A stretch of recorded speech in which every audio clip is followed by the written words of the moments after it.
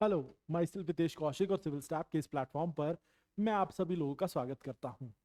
आज का ये सेशन हमारा अतुल्य सीरीज का पहला सेशन है। देखिए, मैं इसमें इसके बारे में बता देता हूं। ये अतुल्य फॉर आईएएस सीरीज हमारी एक नया इनिशिएटिव है और इस इनिशिएटिव में हम यूपीएससी मेंस 2025 को टारगेट करेंगे। जो स्टूडेंट्स यूपीएससी मेंस के लिए प्रिपरेशन कर रहे हैं, जो प्रीलिम्स क्वालिफाई कर चुके हैं या फिर अगर क्वालिफाई नहीं भी हुआ है but they are preparing for mains exam, तो उनके लिए ये इनिशिएटिव बहुत ही बेनिफिशियल रहने वाला है। हम इस इनिशिएटिव में करेंगे क्या? हर टीचर नेक्स्ट 60 डेज तक आपके सामने आएगा डिफरेंट डिफरेंट सब्जेक्ट से रिलेटेड। जैसे मैं आज हिस्ट्री सब्जेक्ट से शुरू कर रहा हूं, इसी तरीके से बाकी के टीचर्स भी आपके सामने आएंगे और वो भी इस तरीके से आपको अपने डिफरेंट सब्जेक्ट से रिलेटेड जो है वो टॉपिक्स आपको कवर कराएंगे क्वेश्चंस आंसर मोड पर। ठीक है, देखिए हम करेंगे क्या।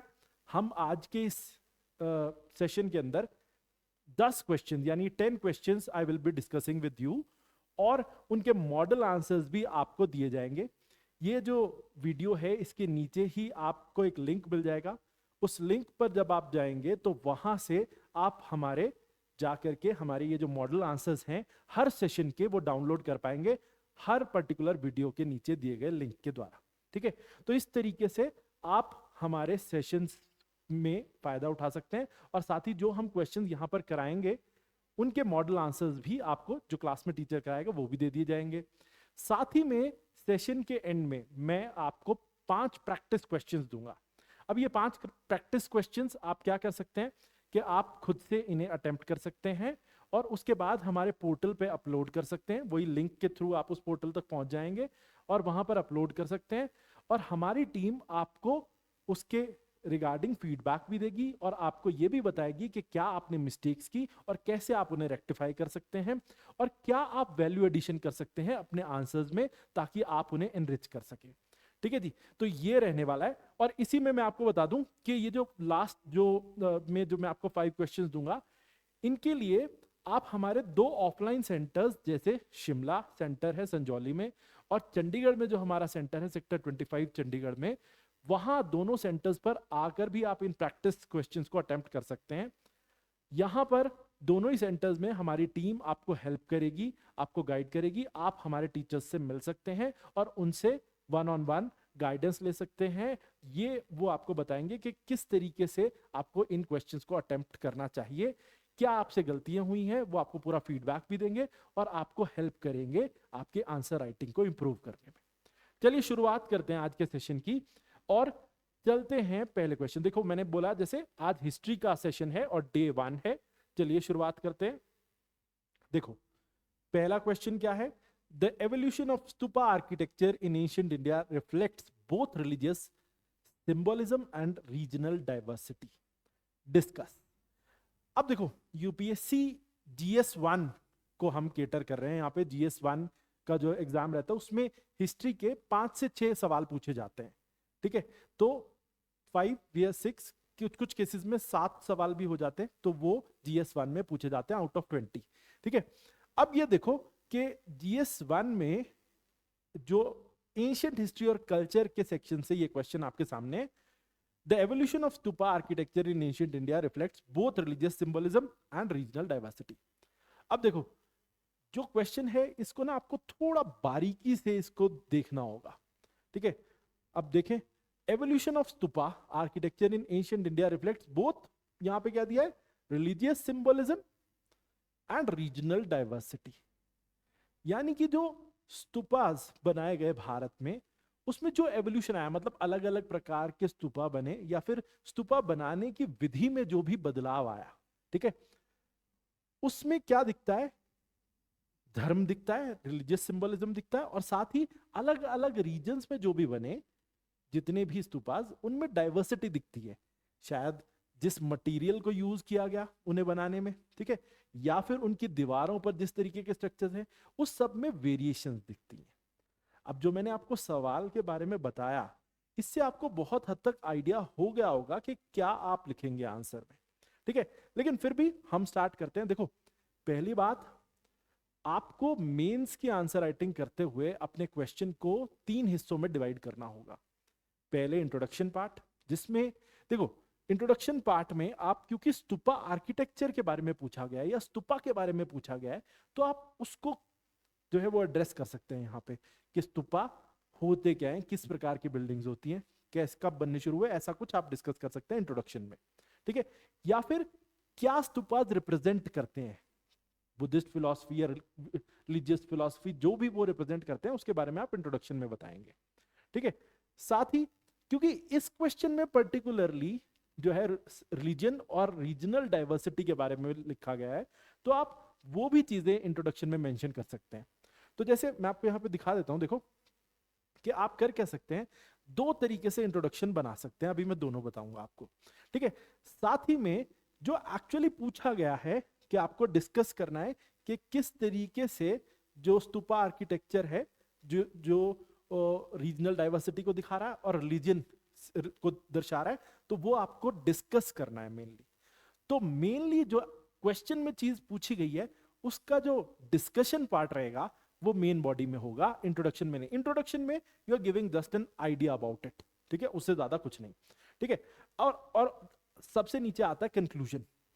कंक्लूजन में आप क्या कर सकते हैं, देखो कि आप जो आपने मेन बॉडी में लिखा उसे सम अप कर सकते हैं, खास तौर पे ऐसे क्वेश्चंस में उसे सम अप कर सकते हैं।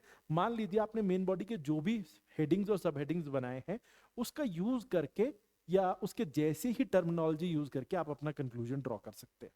ठीक है, ज्यादातर हिस्ट्री के केसेस में हम क्या करते हैं कि कोई ऐसा होता है कि मान लो कोई इंसिडेंट है तो उसके बाद क्या हुआ, क्या एवोल्यूशन हुआ, क्या चेंजेस हुए, वो हम पोर्ट्रे करते हैं कंक्लूजन में। लेकिन ये केस जो है ये सिर्फ डिस्कस करने को कह रहा है, इसमें कोई कंक्लूजन आगे आपको बनाना नहीं पड़ेगा, सिंपली आप मेन बॉडी की हाइलाइट्स आप कंक्लूजन में दे सकते हैं, सिंपल। और कुछ करने की आपको ऐसे क्वेश्चन में जरूरत नहीं है। ठीक है, तो अब शुरुआत करते हैं। जैसे इंट्रोडक्शन वाला केस, इंट्रोडक्शन वर्जन 1, देखो हमने इसमें क्या किया, stupas as a symbol of Buddhist philosophy, इस थीम पे अपना इंट्रोडक्शन बनाया है। ठीक है, तो ये मैं आपको थीम भी अलग अलग बता दूंगा सब में कि क्या आप थीम यूज करें इंट्रोडक्शन को बनाते हुए। तो पहला है evolution of stupa architecture in ancient India mirrors the development of Buddhist religious thought.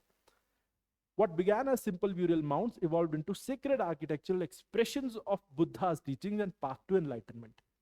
यानी कि स्तूपा शुरू में ये वाला जो इंट्रोडक्शन है ना वो ये बता रहा है कि स्तूपा में क्या एवोल्यूशन हुआ, ये उसको डिस्कस कर रहा है।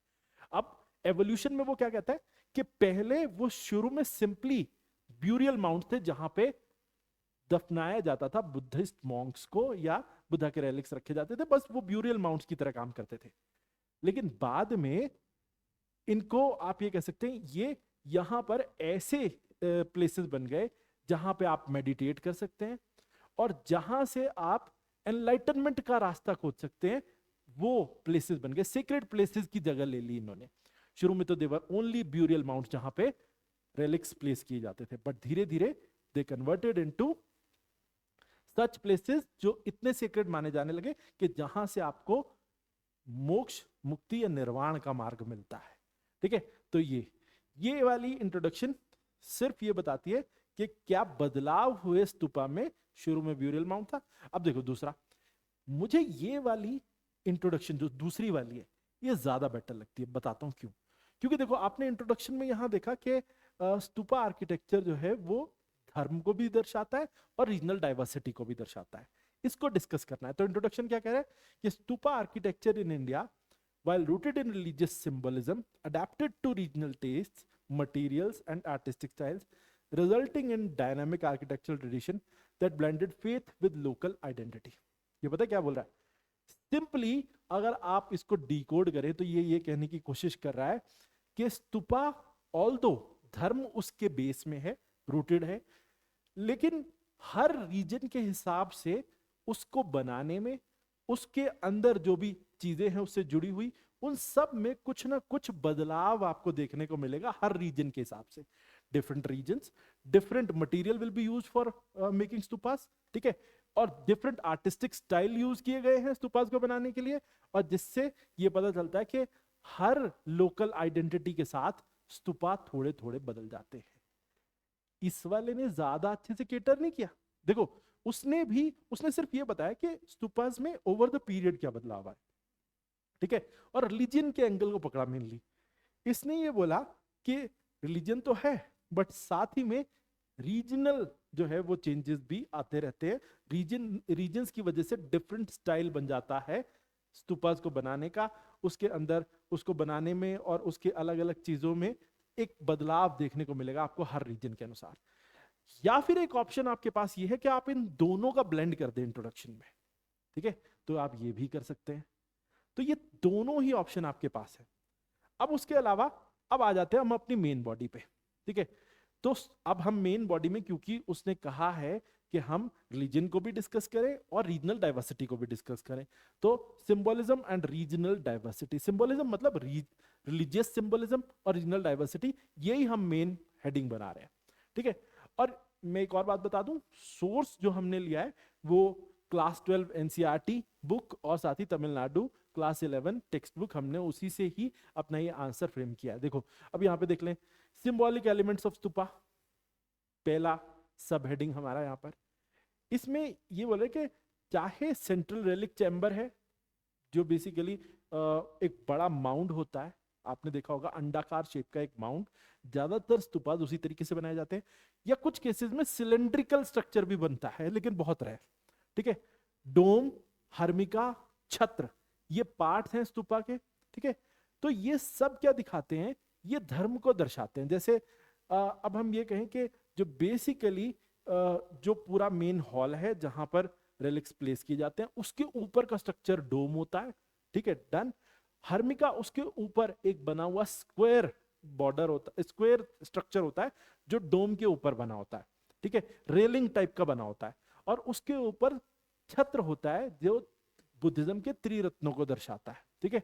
तो ये बेसिकली जब हम इसकी बात कर रहे हैं तो ये स्तूपा स्ट्रक्चर धर्म से मोक्ष के मार्ग की तरफ लेके जा रहा है, ठीक है। तो बेसिकली स्पिरिचुअल एलिवेशन को दर्शाता है इस तरीके का स्ट्रक्चर स्तूपा का, ठीक है। सांची स्तूपा जो है, इसमें आपको क्या दिखेगा, व्हील ऑफ धर्म, जो आपने देखा होगा जो बुद्धा से जुड़ा हुआ है, वो व्हील ऑफ धर्म वो भी वहां पे होता है। उसके अलावा धर्म का आपको प्रतीक कहां पे मिलेगा, एक चीज है, जैसे आप देखेंगे जितनी भी दीवारें हैं, आउटर वॉल्स हैं सांची स्तूपा की, या आप ये कह लो आउटर जो रेलिंग है, और साथ में गेटवे जिन्हें तोरण कहते हैं, उनके ऊपर जातक कथाओं का चित्रण किया गया है। जातक कथाएं जिसमें बुद्धा के किसी प्रीवियस बर्थ को दिखाया गया है, ठीक है जी। तो ये आपको देखने को मिलेगा। तो इसका मतलब है कि धर्म को पूरे तरीके से दिखाया गया सिंबॉलिक रूप में स्तूपा में, ठीक है। तो यानी कि चाहे आप उसके आर्किटेक्चरल डिजाइन को देख ले तो उसमें वो स्पिरिचुअलिटी की तरफ लेके जा रहा है, और दूसरी तरफ अगर आप धर्म के व्हील को देखेंगे जिसमें धर्म चक्र को दिखाया गया है, साथ ही जातक कथाओं को भी प्रदर्शित किया सांची के स्तूप में, तो इसका मतलब धर्म को पूरे तरीके से प्रदर्शित किया गया है। अब देखते हैं दूसरा, ठीक है। उसके अलावा अब क्योंकि हमें एवोल्यूशन भी बताना है, तो शुरुआत हम ये भी बता दें इस सेकंड पॉइंट में कि शुरुआती डेवलपमेंट जो हुई वो स्तूपास की, वो सबसे प्रमुख तौर पे हुई मौर्यन पीरियड में, जब राजा अशोक ने 84,000 स्तूपास बनवाए। और फॉर्मली स्तूपास एक फॉर्मल तरीके से धर्म में एक्सेप्ट किए गए। देखो ये माना जाता है कि stupas were made even earlier than Buddhist culture, या बुद्धिस्ट रिलीजन के आने से पहले भी स्तूपा हुआ करते थे, बट उन्हें फॉर्मलाइजेशन मिला जब बुद्ध धर्म जो है वो आ गया उसके बाद, ठीक है। तो फॉर्मलाइजेशन ऑफ स्तूपास अशोका के समय में हुई, उन्होंने 84,000 स्तूपास बनवाए ताकि रिलीजन को स्प्रेड कर सके अलग अलग रीजन्स में। एग्जाम्पल धोन स्तूपा, बरहूत स्तूपा। अब इसमें क्या है, ये जो बने ये बाद में बने, सेकेंड सेंचुरी के बाद बने, तो ये धोन stupa first century, Bharhut stupa second century. इन दोनों स्तूपास के बारे में मैं आपको बता देता हूं कि इसमें क्या दिखाने की कोशिश है कि समय के साथ क्या बदलाव आते रहे हैं। अब धोन स्तूपा तेलंगाना में, ये ध्यान रखें, बरहूत स्तूपा सेंट्रल इंडिया मध्य प्रदेश में है। रीजनल वेरिएशन आपको देखने को मिलेगा दोनों के बनाने के स्टाइल में, और दोनों में थोड़ा थोड़ा डिफरेंस मिलेगा, रीजनल वेरिएशन, ठीक है। और क्योंकि अलग अलग पीरियड में बने तो इसी वजह से वैसे भी वेरिएशन आ जाएगा डिफरेंट पीरियड्स में बने होने की वजह से। अब रीजनल अडेप्टेशन देख लेते हैं स्तूपा बनाने में।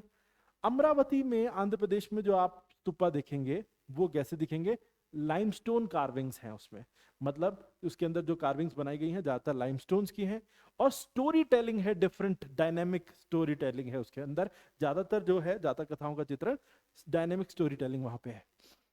गांधार में जो आपको स्तूपा मिलेंगे वहां पे इंडो ग्रीक इन्फ्लुएंस दिखेगा, वहां पर स्टको यानी प्लास्टर वर्क दिखेगा, साथ ही इंसान के रूप में जो है वो मूर्तियां भी उसके अंदर आपको मिलेंगी स्तूपा के अंदर। तो इसका मतलब क्या है कि जब गांधार में जो स्तूपा बनाए गए तो उसके अंदर मूर्तियां भी इंसानी रूप में प्रदर्शित की गई हैं। सांची के स्तूप को अगर आप देखेंगे तो सांची के स्तूप का एक बड़ा गेटवे है, तोरण बहुत बड़े बड़े जो उसके गेटवेज हैं, और उसकी गेटवे वॉल्स पर, ठीक है, और साथ ही आउटर वेदिका पर बाहरी दीवार के ऊपर आपको दिखेंगे क्या, उसके ऊपर आपको जातक कथाओं का चित्रण किया हुआ दिखेगा, जातक कथाएं वहां पे प्रदर्शित की गई हैं। नालंदा बिहार जब आप जाएंगे तो वहां पर ईंटों से स्तूपास बनाए गए हैं और स्कल्प्टेड इमेजेस, मतलब कुछ मूर्तियां जो हैं वो वहां पर आपको दिखेंगी अलग अलग वॉल्स पर, ठीक है। तो यानी कि हर जगह अमरावती आंध्र प्रदेश में, गांधार जो है वो north west of India, Sanchi central India, और ईस्ट इंडिया नालंदा बिहार, सब जगह थोड़ा थोड़ा वेरिएशन आपको दिखेगा। तो ये वाला पॉइंट आपको आपके इस आंसर को बहुत हद तक जस्टिफाई कर देता है।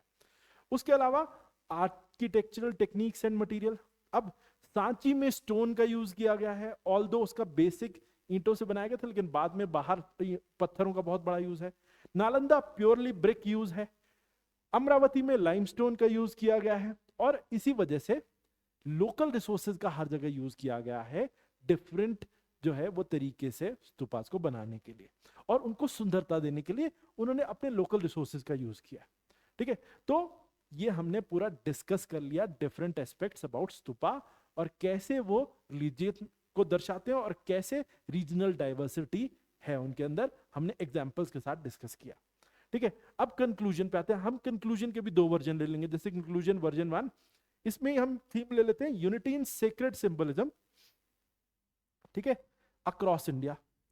अब इसका मतलब क्या है कि अलग अलग रीजनल स्टाइल्स में बने हमारे स्तूपास, और आर्किटेक्चर जो है वो लेकिन बुद्धिज्म से बहुत हद तक रूटेड रहा, जुड़ा हुआ रहा, ठीक है, और जिससे बुद्धिज्म के सेक्रेड आइडियल्स जो हैं वो आज भी जो है वो हम लोगों तक पहुंचते हैं।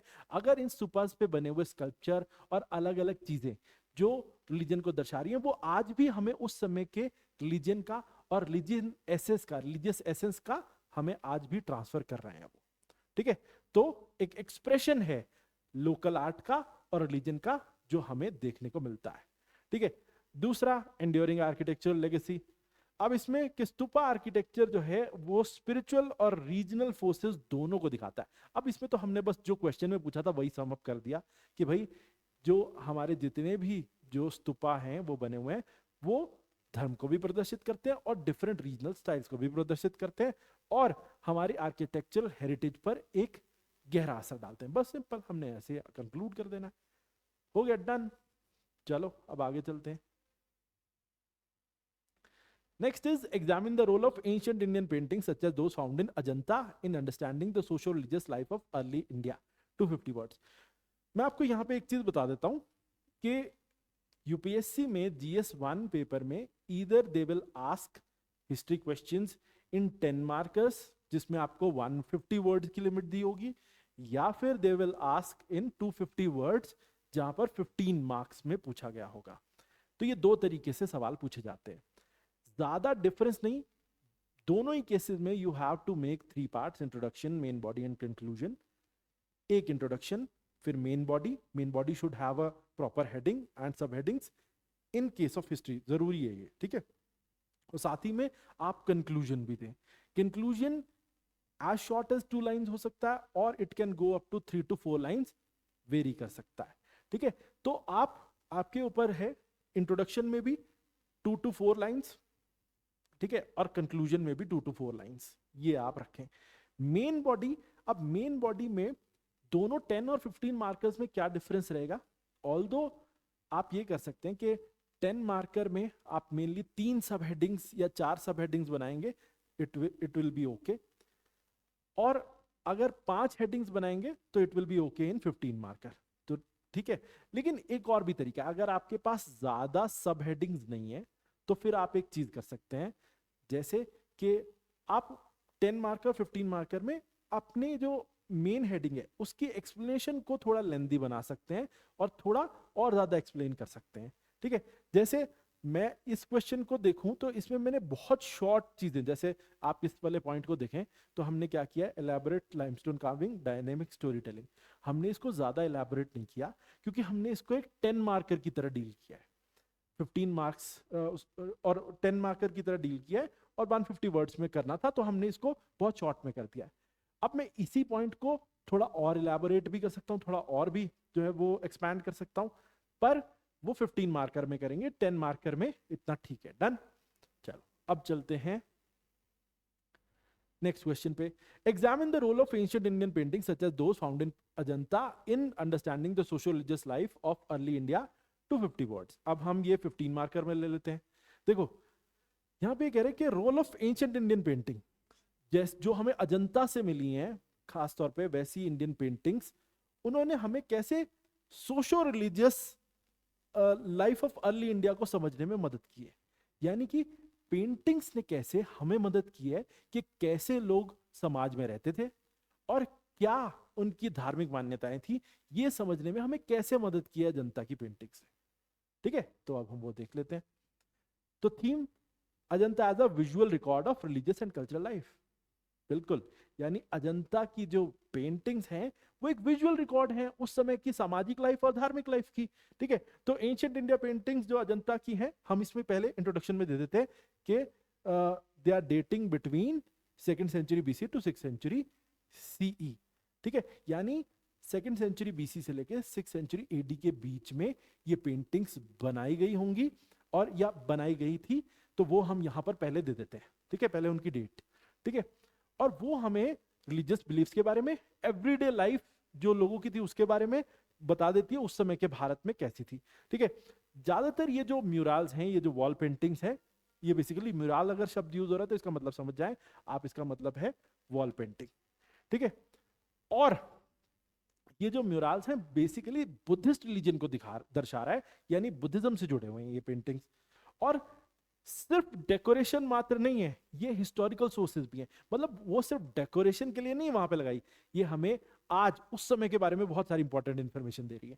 यानी आपने वही चीज जो सवाल में पूछी है उसको एलैबोरेट करके इंट्रोडक्शन में दे दिया। ठीक है, ये। और दूसरा इंट्रोडक्शन में art as a lens to view ancient Indian society, यानी कि जो अजंता की आर्ट है वो हमें उस समय की सोसाइटी के बारे में ग्लिम्पसेस दे देती है कि कैसे जो है कैसी वो सोसाइटी रही होगी ऑलमोस्ट। बस इसमें हमने क्या किया, अजंता के paintings are not only artistic masterpieces but reflection of Indian social religious life. बस थोड़ा सा हमने एक्सप्रेशन को डिफरेंट किया है, ऑल्दो एक जैसी चीज इंट्रोडक्शंस में की है। अब यहाँ पे एक चीज कह देते हैं हम कि अजंता की जो पेंटिंग्स है उसमें स्टोरी टेलिंग है, विजुअल फॉर्म में स्टोरी टेलिंग की गई है, और अलग अलग रूलिंग डायनेस्टीज ने जो पेट्रनेज दिया उसको भी वहां पर जो है वो केटर किया जाता है। साथ ही रिलीजियस डिवोशन, धर्म के प्रति जो डिवोशन है वो, और साथ ही सोशल कस्टम्स, उन सभी को दर्शाती हैं अजंता की पेंटिंग्स। डन। अब चलो आगे चलते हैं।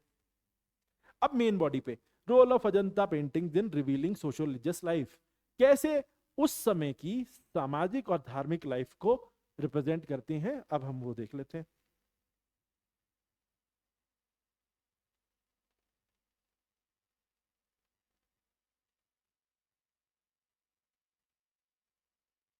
ठीक है, चलो अब आ जाते हैं। पहला है रिलीजियस रिप्रेजेंटेशन। सबसे पहले धर्म को कैसे दर्शा रही हैं ये पेंटिंग्स। ज्यादातर पेंटिंग्स जो हैं वो जातक कथाओं पे आधारित है। जातक कथाएं प्रमुख तौर पे बेसिकली बुद्धिज्म में जुड़ी हुई ये कथाएं, जिसमें बुद्धा के किसी प्रीवियस बर्थ को दर्शाया जाता है, वो जातक कथाएं कहलाती हैं। तो वो सब जो है वो दर्शाया गया है अजंता पेंटिंग्स के थ्रू। एग्जाम्पल उसके अलावा और क्या है, बोधिसत्व भी दर्शाए गए हैं, पद्मपानी वज्रपानी। पद्मपानी जिनके हाथ में कमल होता है वो बोधिसत्व। देखो मैं एक चीज और यहाँ पे कॉन्सेप्ट क्लियर कर देता हूँ। बुद्धा वो बीइंग माने जाते हैं जिन्होंने अपनी बौद्धिक क्षमता की सबसे ऊंचाई को हासिल कर लिया है, वो बन गए बुद्ध। लेकिन वो जो उसके मार्ग पर है वो बन जाते हैं बोधिसत्व, जो बुद्धत्व हासिल करने के मार्ग में वो बोधिसत्व। महायान बुद्धिज्म में बुद्धा को भी पूजा जाता है और बोधिसत्वों की भी पूजा की जाती है। दो प्रमुख बोधिसत्व जिनको अजंता की पेंटिंग्स में दर्शाया गया है वो है पद्मपानी और वज्रपानी। ठीक है, तो पद्मपानी और वज्रपानी उनको दिखाया गया है। पद्मपानी क्या है? जिनके हाथ में कमल है वो बोधिसत्व और जो दया और करुणा के प्रतीक है। वज्रपानी जिनके हाथ में वज्र है, हथियार, जो पावर के प्रतीक हैं। ठीक है, तो ये दिखाए गए हैं महायान बुद्धिज्म के दोनों बोधिसत्व। तो ये दिखाता क्या है? Buddhist ideal of compassion and divine intervention उसको दिखाता है। साथ ही जो डिपिक्शन ऑफ मोनेस्ट्रीज है, रिचुअल, बोधिसत्व, डोनर फिगर्स, ये सब उस समय के धार्मिक एनवायरनमेंट को या धार्मिक परिप्रेक्ष्य को दर्शाता है। मतलब मठ दर्शाए गए हैं कई पेंटिंग्स में, कई पेंटिंग्स में बुद्धिस्ट रिचुअल्स दिखाए गए हैं, और बोधिसत्व जो जैसा मैंने बताया पद्मपानी वज्रपानी वो, और कई जगहों पर जो दान दक्षिणा की जाती थी बुद्धिस्ट मॉन्क्स को या फिर अलग अलग सेक्ट्स को, तो वो भी दर्शाया गया। तो वो उस समय के धार्मिक परिप्रेक्ष्य को दिखाता है कि तब लोग किस तरीके से रहते थे। ठीक है, और धर्म को किस तरीके से परसीव किया जाता था, खासतौर पे बुद्धिज्म को। Social customs and daily life की बात करें हम, ये इसके अंदर ना वो सीन्स दिखाए गए हैं जिसमें interior, basically scenes depict palace interiors, महलों के अंदर के दृश्य, प्रोजेशंस।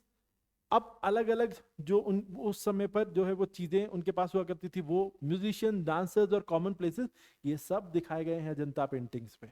तो ये उस समय की आम लाइफ को नहीं दिखा रहा। ठीक है, उसके अलावा K1 में जो पेंटिंग है उसमें एक रॉयल विमेन दिखाई गई है जिसकी कॉस्ट्यूम को बड़ी डिटेल से दिखाया गया है। ठीक है, फैशन को दिखाया गया है, जेंडर रूल्स, मतलब अलग अलग जेंडर के, महिलाओं के और पुरुषों के क्या क्या रोल होते थे वो भी देखने को मिलता है हमें अलग अलग केस में। और कैसे जो है वो बड़े लेजर एक्टिविटीज की जाती थी, कैसे आराम के लिए वो क्या क्या चीजें करते थे, वो सब उन अजंता पेंटिंग से हमें पता लग जाता है। ठीक है, उसके अलावा आर्टिस्टिक एंड रीजनल इन्फ्लुएंस अगर हम देखें तो नेचुरल पिगमेंट्स का यूज किया जाता था। ठीक है, और शेडिंग तो बहुत अच्छी है उसमें, ज्यादातर आप अजंता पेंटिंग तो देखेंगे तो शेडिंग बहुत अच्छे से की गई है, और मोशन रिवील कल्चरल सोफिस्टिकेशन। ठीक है, अब बेसिकली तो उस समय के कल्चर को बहुत बारीकी से दिखाया गया है अलग अलग रंगों के जरिए, अलग अलग नेचुरल पिगमेंट्स के जरिए। ठीक है, और regional motifs and architectural backdrops reflect their inter regional connections. अब बेसिकली जो भी दीवारों पे दर्शाई गई चीजें हैं वो हर रीजन के हिसाब से अलग हैं। ये बिल्कुल वैसा ही है जैसा अभी हमने मूर्तियों के केसेस में देखा था। ठीक है, तो खास तौर पे स्तूपास में भी जैसे वैसा है और मूर्तियों में भी वैसा ही है कि रीजनल वेरिएशन और वैसा ही कुछ जो है रीजनल मोटिव्स और आर्किटेक्चरल बैकड्रॉप्स जो हैं वो इंटर रीजनल कनेक्शंस को दिखाते हैं। तो बेसिकली आप जितनी अजंता पेंटिंग देखेंगे तो उसमें भारत के अलग अलग जगहों को दर्शाया गया है, और जो जैसे मान लीजिए कि कुछ में आपको बिहार के रीजनल कनेक्शंस दिखेंगे और कुछ में सेंट्रल इंडिया के, कुछ में गांधार नॉर्थ वेस्ट के और कुछ में साउथ के, तो वो सब देखने को मिलता है। ठीक है, उसके अलावा रॉयल पोजेशंस ऑन और कोर्ट सीन। अब देखो एक और चीज, केव नंबर 17 को आप देखेंगे तो उसमें एक राजा को बैठे हुए दिखाया गया है जिसके आसपास मिनिस्टर्स हैं, क्वींस हैं, अटेंडेंट्स हैं। ठीक है, और उसकी रॉयल लाइफस्टाइल को दिखाया गया है, ड्रेसेस जो उन्होंने पहनी है वो दिखती हैं, और किस तरीके का एडमिनिस्ट्रेटिव सेटअप था वो दिखता है। ठीक है, ये माना जाता है कि क्योंकि हो सकता है क्योंकि वाकाटकाओं के समय में ये अजंता पेंटिंग्स बनाई गई थी, तो ये वाकाटका राजा का दरबार है, या फिर ये जातक कथाओं में बुद्धा किसी प्रीवियस बर्थ में राजा है उनका कोई दरबार हो सकता है। ठीक है, तो आप समझ लीजिए कि किस तरीके से ये उस समय के बारे में हमें एक आइडिया दे रहा है। ठीक है, तो सिंपली अब आगे कंक्लूड करेंगे कि कंक्लूजन, अजंता पेंटिंग्स जो है वो विजुअल आर्काइव्स हैं जो आज भी हमारे लिए मौजूद हैं, जो हमें रिलीजियस डिवोशन को समझने में मदद करती हैं उस समय के, और लोगों की लाइफस्टाइल कैसा था, उनके जो है वो सोसाइटी कैसी थी उसको समझने में मदद करती है। ठीक है, तो इस तरीके से आप अपना कंक्लूजन बना सकते हैं। और ऐसे ही दूसरे कंक्लूजन में भी हम क्या कर रहे हैं कि विजुअल कल्चर जो हमें देखने को मिलता है तो अपनी एक लेगेसी जो है वो छोड़ देता है, तो वो हम इस तरीके से भी एंड कर सकते हैं। ठीक है, next is Nalanda and Vikramshila were not merely Buddhist monasteries but centers of holistic learning. Elucidate 250 words. देखो, जब डिस्कस अगर आपको डायरेक्टिव मिलता है तो उसके अंदर आप डिफरेंट एस्पेक्ट्स को जो है वो उसके उसके ऊपर बात करते हैं अपनी मेन आंसर बॉडी में। ठीक है, उसके अलावा आप क्या करते हैं कि आप कर सकते हैं, मान लो अगर किसी पर्टिकुलर क्वेश्चन में आप डिफरेंट एस्पेक्ट दिखा सकते हैं पॉजिटिव नेगेटिव, तो वो भी डिस्कशन आप कर सकते हैं। ठीक है, तो और अगर किसी में पॉजिटिव नेगेटिव नहीं है तो उसके डिफरेंट पर्टिकुलर एस्पेक्ट्स को आप डिस्कस कर सकते हैं अगर डायरेक्टिव डिस्कस दिया है। ठीक है, जहां एलुसिडेट दिया है डायरेक्टिव, इसका मतलब क्या है कि आप अपनी मेन बॉडी में जो आंसर की वहां पर सिंप्लीफाई करेंगे चीजों को और साथ ही एग्जाम्पल के साथ उन्हें बहुत आसान बनाएंगे समझने के लिए।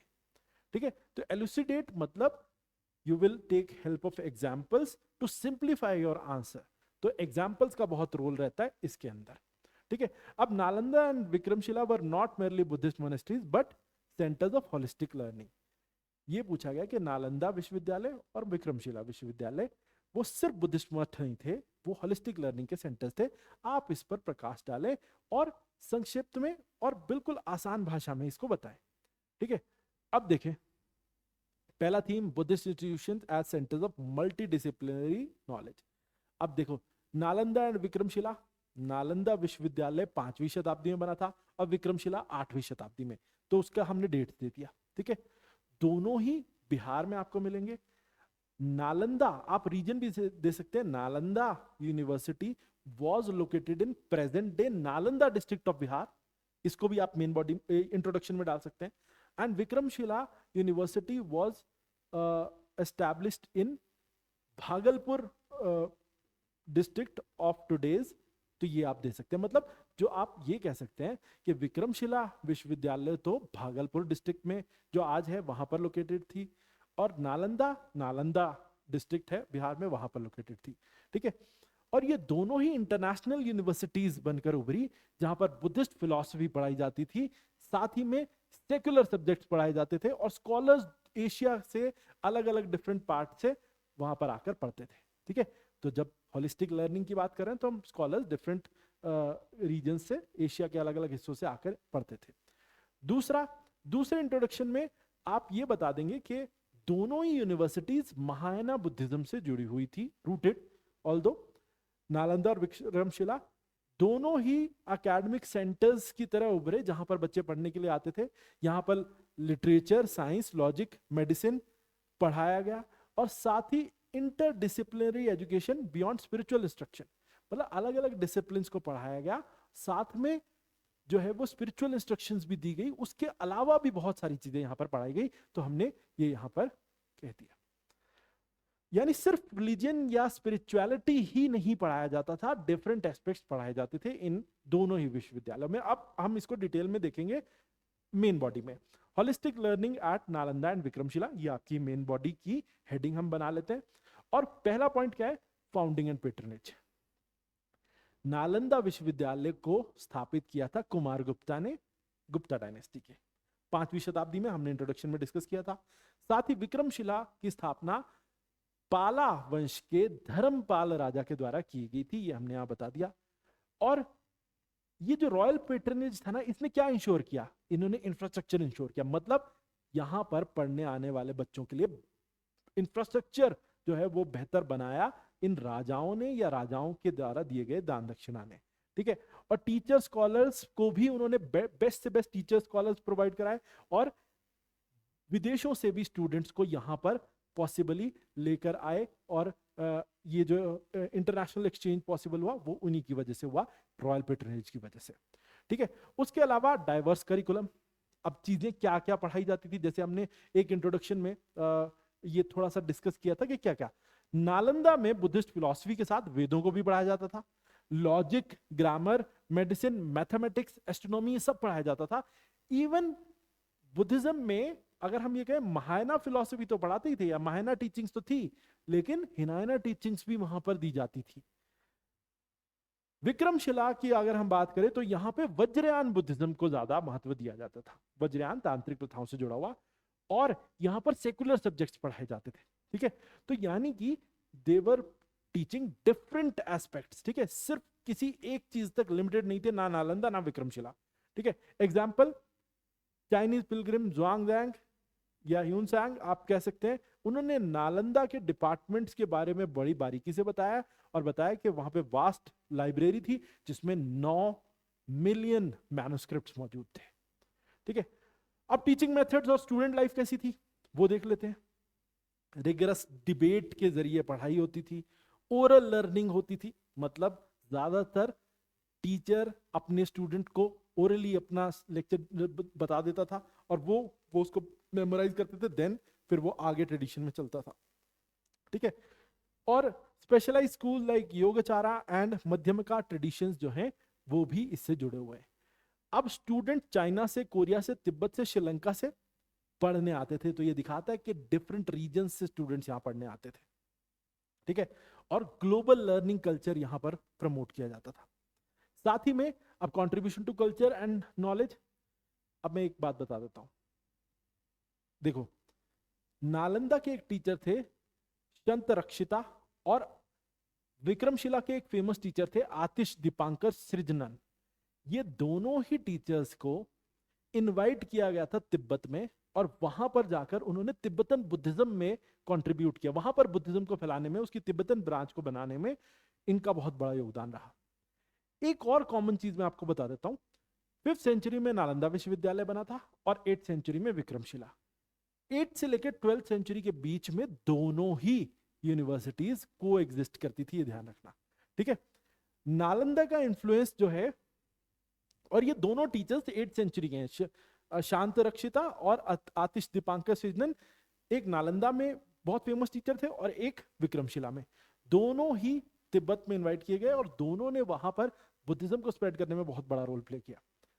नालंदा का इन्फ्लुएंस जो है वो basically south east Asia, central Asia, सब जगह जो है वो देखने को मिलता है। तो इसका मतलब है कि यहाँ जो इनकी नॉलेज थी वो सिर्फ इंडिया एज रीजन तक ही सीमित नहीं, इंडिया के बाहर भी स्प्रेड हुई। ठीक है, तो अब आप कंक्लूजन में देख लें। पहला कि नालंदा और विक्रमशिला जो है वो इंडिया की एजुकेशन की गोल्डन एज को दर्शाते हैं, जहां पे होलिस्टिक लर्निंग कराई जाती थी, साथ ही इंटेलेक्चुअल कैपेसिटी को भी इंक्रीज किया जाता था, और सिर्फ धर्म को ही नहीं, धर्म के पार भी बहुत सारे सब्जेक्ट्स यहां पर पढ़ाए जाते थे। उसके अलावा दूसरा कंक्लूजन कि ये जो सेंटर्स थे यहां पर क्रिटिकल थॉट प्रोसेस बच्चों का डेवलप किया जाता था, इंटरकल्चरल डायलॉग होते थे, सभी लोग अलग अलग जगह से आते, अलग अलग संस्कृतियों से, और साथ ही स्कॉलरशिप दी जाती थी।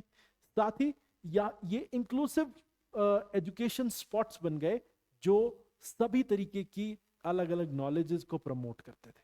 ठीक है, तो this is all about Nalanda and Vikramshila. ठीक है, तो हम इस तरीके से इसको कंक्लूड कर सकते हैं। अब आ जाते हैं नेक्स्ट पे। Next is discuss the significance of Indus Valley civilization in shaping the early forms of art and culture in ancient India in 250 words. अब इंडस वैली सिविलाइजेशन पे है। इंडस वैली सिविलाइजेशन फिर डिस्कस है यहाँ पर जो पूछा गया। अब इसमें देखो क्या कह रहे हैं कि सिग्निफिकेंस जो है वो आपने बतानी है इंडस वैली सिविलाइजेशन की in shaping early form of art and culture in ancient India. तो शुरुआत में भारतीय प्राचीन भारत के इतिहास में कैसे भारतीय संस्कृति पर और कला पर क्या असर डाला इंडस वैली सिविलाइजेशन ने, उसके महत्व को आपको डिस्कस करना है। पहली चीज, इंडस वैली सिविलाइजेशन। देखो, इंडस वैली सिविलाइजेशन रफली the period between 3300 BC to 1300 BC, but it was on its peak during 2500 to 1900 BC।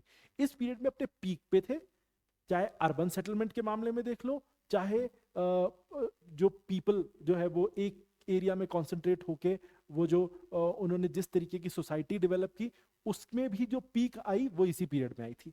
इसीलिए मैच्योर फेज बोलते हैं इसको, 2500 बीसी से लेके 1900 बीसी के बीच का। ठीक है, तो इस समय पे अर्बन कल्चर शुरू हुआ इंडियन सब कॉन्टिनेंट में।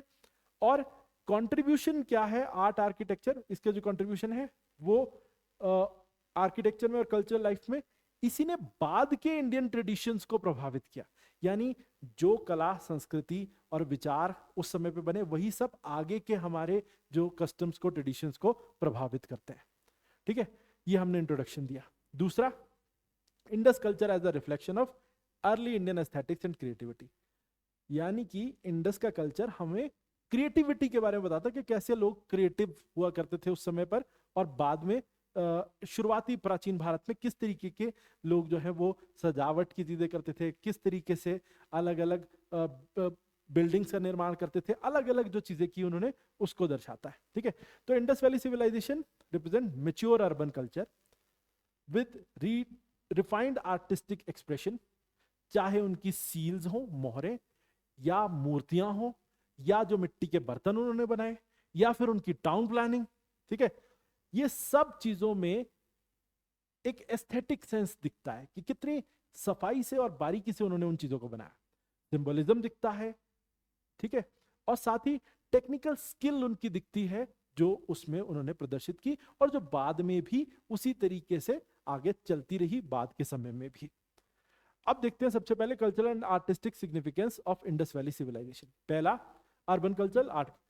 एक चीज आर्किटेक्चरल लेगेसी में कि वेल प्लान्ड सिटीज बनाए गए थे इंडस वैली में, लाइक मोहनजोदारो, हड़प्पा, जहां पर आप ग्रिड पैटर्न में बने हुए घर देख सकते हैं, जो बिल्कुल स्ट्रीट जिसकी 90 डिग्री पे कट करती थी, ड्रेनेज सिस्टम जिनका बहुत अच्छा था, बिल्कुल water drain out of the city, and main घरों से पानी निकल के मेन स्ट्रीट्स में आता था और स्ट्रीट से फिर बाहर ड्रेन होता था शहर के, तो वो सब सिस्टम था वहां पर। और साथ ही अनाज स्टोर करने के लिए ग्रैनरीज थी इन शहरों में। तो ये दिखाता है कि वो अर्बन प्लानिंग में बहुत आगे थे, और ये फिर आगे के हमारे जो भारतीय ट्रेडिशंस में भी ये झलकने लगा। Example, great bath of Mohenjodaro आप देख सकते हैं, वो सामूहिक स्नान की एक जगह थी। ठीक है, और वो रिचुअलिस्टिक या सोशल बाथिंग प्रैक्टिसेस को दिखाता है। ठीक है, तो यानी एक अर्बन सेटलमेंट में जहां लोग कोहेरेंस में रहते हैं, सिविलाइजेशन में जहां एक दूसरे के साथ रहते हैं, गुड्स एंड सर्विसेज एक्सचेंज करते हैं, और कैसे वो सोसाइटी में मिलजुल के रहते हैं, तो उस सबको दिखाता है। ठीक है, उसके अलावा आर्ट एंड क्राफ्टमैनशिप, पॉटरी, मिट्टी के बर्तन, उसमें हाई क्वालिटी दिखती है। मिट्टी की जो स्कल्पचर बनाए गए, फिगरीन्स, इंसानी इमेज, वो कितनी रिफाइंड बनाई गई हैं। फाइंस बीड्स, फाइंस बेसिकली एक मटेरियल होता है, देखो जो मैं बता दूं, जिसके अंदर क्वार्ट्ज के अंदर गम ऐड किया जाता है और एक क्ले जैसा मटेरियल बना दिया जाता है। उससे फिर क्या किया जाता है, उससे अलग अलग जो है वो ऑर्नामेंट्स, बीड्स तैयार किए जाते हैं। ठीक है, तो फाइंस के बीड्स हमें दिखाते कि उन्होंने कितनी अच्छी आर्ट डेवलप कर ली थी। मेटलर्जी, मेटल को जिस तरीके से उन्होंने कॉपर से ब्रॉन्ज बनाया था, वो दिखाता है उनका कि कितनी बेहतर तरीके से उन्होंने जो है वो काम किया था। खास तौर पे ब्रॉन्ज के स्कल्पचर्स, जैसे डांसिंग गर्ल ऑफ मोहनजोदारो जो ब्रॉन्ज से बनी हुई है, वो उनकी क्राफ्टमैनशिप को दिखाता है। तो वही ब्रॉन्ज स्टैचू जो है डांसिंग गर्ल का, वो एक तो बॉडी मूवमेंट को भी दिखा रहा है, साथ ही ग्रेस को भी दिखा रहा है, और आर्टिस्टिक रियलिज्म कि मतलब उन्होंने मेटल से इतना बेहतर जो है एक नमूना बना के दिखा दिया। एक प्रीस्ट किंग स्टैचू है मोहनजोदारो से मिला हुआ, स्टीएटाइट यानी पत्थर का बना हुआ है।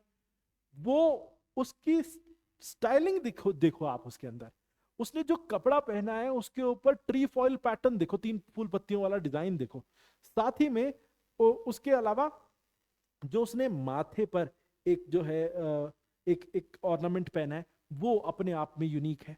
तो ये दिखाता है कि आर्ट और क्राफ्टमैनशिप जो है वो अपनी पीक पे थी उस समय पे, और उसने फिर बाद के लिए एग्जाम्पल सेट किया। ठीक है, सील एंड सिंबलिज्म, हजारों सील जिन पे जानवरों के चित्र बने हुए हैं और अलग अलग चीजें लिखी गई हैं इंडस स्क्रिप्ट में, वो ट्रेड और रिलीजियस सिंबलिज्म है। मतलब वो दिखाता है कि वो व्यापार के लिए शायद वो सील्स यूज की जाती होंगी, और धर्म को भी शायद दर्शाती हैं। ठीक है, पशुपति सील ये माना जाता है वो प्रोटो शिवा की एक फिगर है, जो उस समय के शुरुआती धार्मिक भाव को दर्शाता है। कल्चरल कनेक्टिविटी, अब कुछ मोटिव्स जैसे स्वास्तिक का निशान, मदर गॉडेस और फायर अल्टर, मतलब ऐसे कुंड जो अग्नि कुंड वो वहां से मिले हैं, जिससे हमें हिंदू प्रैक्टिसेस से मिलते हुए ट्रेडिशन वहां पे मिलते हैं। तो कल्चरल कंटिन्यूटी, ये चीजें जैसे स्वास्तिक हिंदू कल्चर में भी आगे आया, मदर गॉडेस फिगर ये भी हमारे धरती माँ या धरती को एक गॉडेस की तरह जो पूजा गया वो भी पृथ्वी को, ठीक है। और साथ ही जो अग्निकुंड है वो सब ये दिखाते हैं कि ये प्रैक्टिसेस बाद में भी जारी रही, कल्चरल कंटिन्यूटी, ठीक है। तो ये सब चीजें हमें ये दिखाती हैं कि इंडस वैली का प्रभाव बाद के समय पे भी रहा, चाहे उनकी अर्बन प्लानिंग देख लो, चाहे उनकी मूर्ति कला देख लो, ठीक है, चाहे उनके सील्स पर उनका धर्म की छाप देख लो, ठीक है। और कल्चरल कंटिन्यूटी बाकी सारी चीजों में जो हिंदू प्रैक्टिसेस में रही, तो वो दिखाता है कि वो आगे भी वैसे के वैसे ही चलता रहा, ठीक है। अब कंक्लूजन में इंडस वैली ने कल्चरल और आर्टिस्टिक फाउंडेशन बनाया, धर्म को भी दर्शाया, ऑल्दो डायरेक्टली नहीं क्योंकि टेम्पल्स ट्रू टेम्पल्स नहीं थे, बट सिंबलिज्म के तौर पे रिलीजन को दर्शाया। क्राफ्ट ट्रेडिशन जो है वो लेटर इंडियन सिविलाइजेशंस में भी वो दिखते रहे जो उस समय शुरू किए गए थे, ठीक है। उसके अलावा आर्टिस्टिक एक्सीलेंस और कल्चरल इनोवेशन जो इंडस वैली का था वो एक लेगेसी को दिखाता है, ठीक है, जिसने भारत की एक पहचान बनाई और साथ ही एस्थेटिक वैल्यूज को भी एनहांस किया, ठीक है। तो इस तरीके से आप कंक्लूड कर सकते हैं। अब next question, in what ways did the synthesis of religious tradition shape the stylistic and symbolic features of Indian sculpture and painting? अब देखो ये, अब इसमें मूर्ति कला और पेंटिंग दोनों की बात हो रही है। अब देख लेते हैं यहाँ पे क्या है, ठीक है। अब लेकिन सवाल ने पूछा क्या है, यहाँ पे पेंटिंग की बात भी है और स्कल्पचर की बात भी है कि अलग अलग धर्मों की, यहाँ पे ना ये थोड़ा क्वेश्चन थोड़ा डिफरेंट है, ये ना स्कल्पचर को प्राइमरली उसके ऊपर फोकस कर रहा है ना पेंटिंग पर, मेनली फोकस क्या है कि जो अलग अलग धर्म है उनके बीच में जो सिंक बना वो हमें कैसे पेंटिंग्स और स्कल्पचर में दिखाई देता है, आपने ये बताना है। ये डिफरेंट है क्वेश्चन, ठीक है। ये देखो, तो ये यहाँ पे क्या कहने की कोशिश कर रहा है, पहला इंट्रोडक्शन में बात करते हैं, religious harmony shaped India's visual language, मतलब जो धर्मों के बीच का जो सौहार्द था, जो उनके बीच की हार्मनी थी, वो हमें कला और संस्कृति में दिखती है उसकी झलक, ठीक है। जैसे इंडियन स्कल्पचर और पेंटिंग ट्रेडिशन इवॉल्व हुए समय के अनुसार, अलग अलग धर्मों का उन पर प्रभाव पड़ा, जैसे सबसे पहले ब्राह्मणिज्म या Hinduism, next Buddhism and Jainism as religion, और बाद में इस्लाम भारत आया। तो ये सभी धर्मों की कुछ ना कुछ छाप आपको मूर्तिकला में और पेंटिंग्स में दिखेगी, और इसमें लेकिन ऐसा भी है कि धर्मों की ब्लेंडिंग भी आपको दिखती हुई मिलेगी, मतलब एक ही मूर्ति और एक ही पेंटिंग के अंदर आपको अलग अलग धर्मों की छाप दिख जाएगी, ठीक है। तो ये आप इंट्रोडक्शन में कर सकते हैं। दूसरा, इंडिया रिलीजियस प्लुरैलिटी फॉस्टर्ड आर्टिस्टिक इंटीग्रेशन, तो मतलब भारत में चाहे अलग अलग धर्म हो लेकिन आर्टिस्ट ने उन सभी चीजों को एकत्रित कर दिया, आप इस तरीके का भी इंट्रोडक्शन बना सकते हैं। अब मेन बॉडी में synthesis of tradition and its influence on sculpture and painting, कि जो मान्यताएं थी और ट्रेडिशन थे उनका क्या स्कल्पचर और पेंटिंग्स पर असर हुआ, अलग अलग धर्मों की जो मान्यताएं मिक्स हुई उसकी बात कर रहे हैं हम, ठीक है। पहला, shared symbolism and iconography.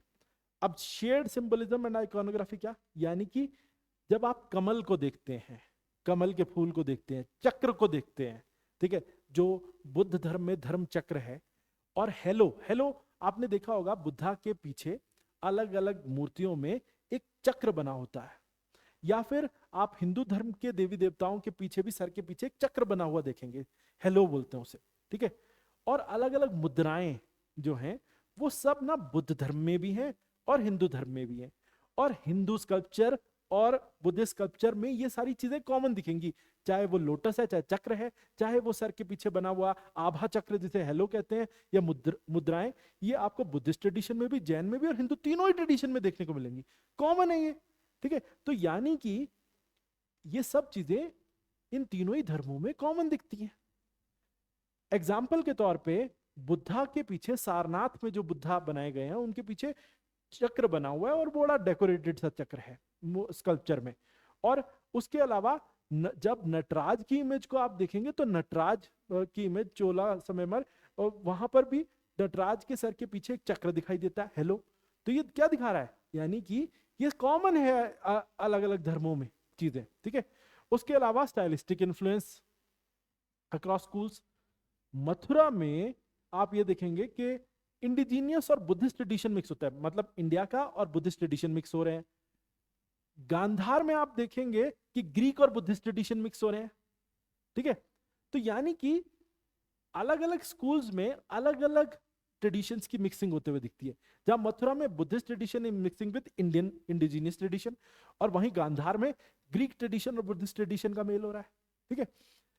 Example के तौर पे जो जैन तीर्थंकर के स्टैच्यूज हैं, वो बुद्धा के जो अलग अलग स्टैच्यूज हैं उनसे पोस्चर वाइज बिल्कुल मिलते जुलते हैं, बिल्कुल सेम। बुद्धा भी उसी पोज में बैठे, और महावीरा और जो जैन मॉन्क्स है वो भी उसी पोस्चर में बैठे। आप पहचान ही नहीं पाओगे कि क्या डिफरेंट रिलीजन के, ठीक है। तो ये पोस्चर्स जो हैं वो और एब्स्ट्रैक्शन ये बिल्कुल सेम दिखेगा, ठीक है। उसके अलावा गुप्ता पीरियड में जो काम बुद्धिस्ट फेसेस थे विद ऑर्नेट हिंदू आइकोनोग्राफी। अब बेसिकली गुप्ता पीरियड में बहुत सारी हिंदू मूर्तियां, आइकॉन्स बनाए गए। जो बुद्धा के चेहरे पे कामनेस दिखती थी ना, शांति का भाव, वो गुप्ता पीरियड में हिंदू देवी देवताओं के चेहरों पर भी दिखने लगा। तो कितनी कॉमन चीजें आ गई, ठीक है। यानी कि मूर्तियों में आप बुद्धिस्ट मूर्तियां और हिंदू मूर्तियां, उनमें बुद्धा के चेहरे के भाव और हिंदू मूर्ति देवी देवताओं के चेहरों के भाव बिल्कुल सेम बनाए गए हैं, ठीक है। साथ ही पेंटिंग ट्रेडिशन, अजंता की जो वॉल पेंटिंग्स है उसमें जातक कथाएं हैं और नैरेटिव टेक्निक्स यूज की गई हैं, जिसमें कहानी कहने की कोशिश की जाती है। और ऐसे ही हिंदू पुराणों की जो मूर्तियां हैं उसमें पुराणों की कहानियां कहने की कोशिश की गई हैं। पौराणिक कहानियों में भी एक से ज्यादा कैरेक्टर्स का पोर्ट्रेल होता है, और वैसा ही जातक कथाओं में होता है। तो अजंता म्यूरल्स कर रही हैं तो वही नैरेटिव नरेशन कर रही हैं, और बाद में मतलब हिंदू जो ऐसे स्कल्पचर बने तो उसमें भी ऐसी नरेशन देखने को मिलता है, ठीक है। तो यानी कि पेंटिंग्स में आपको एक कॉमन चीज मिलेगी, नरेशन ऑफ स्टोरीज, वो कॉमन था, ठीक है। एग्जाम्पल केव 1 और केव 17 जो अजंता के है ना, उसमें बुद्धिस्ट थीम्स दिखती हैं, अर्ली हिंदू डाइटीज, ठीक है।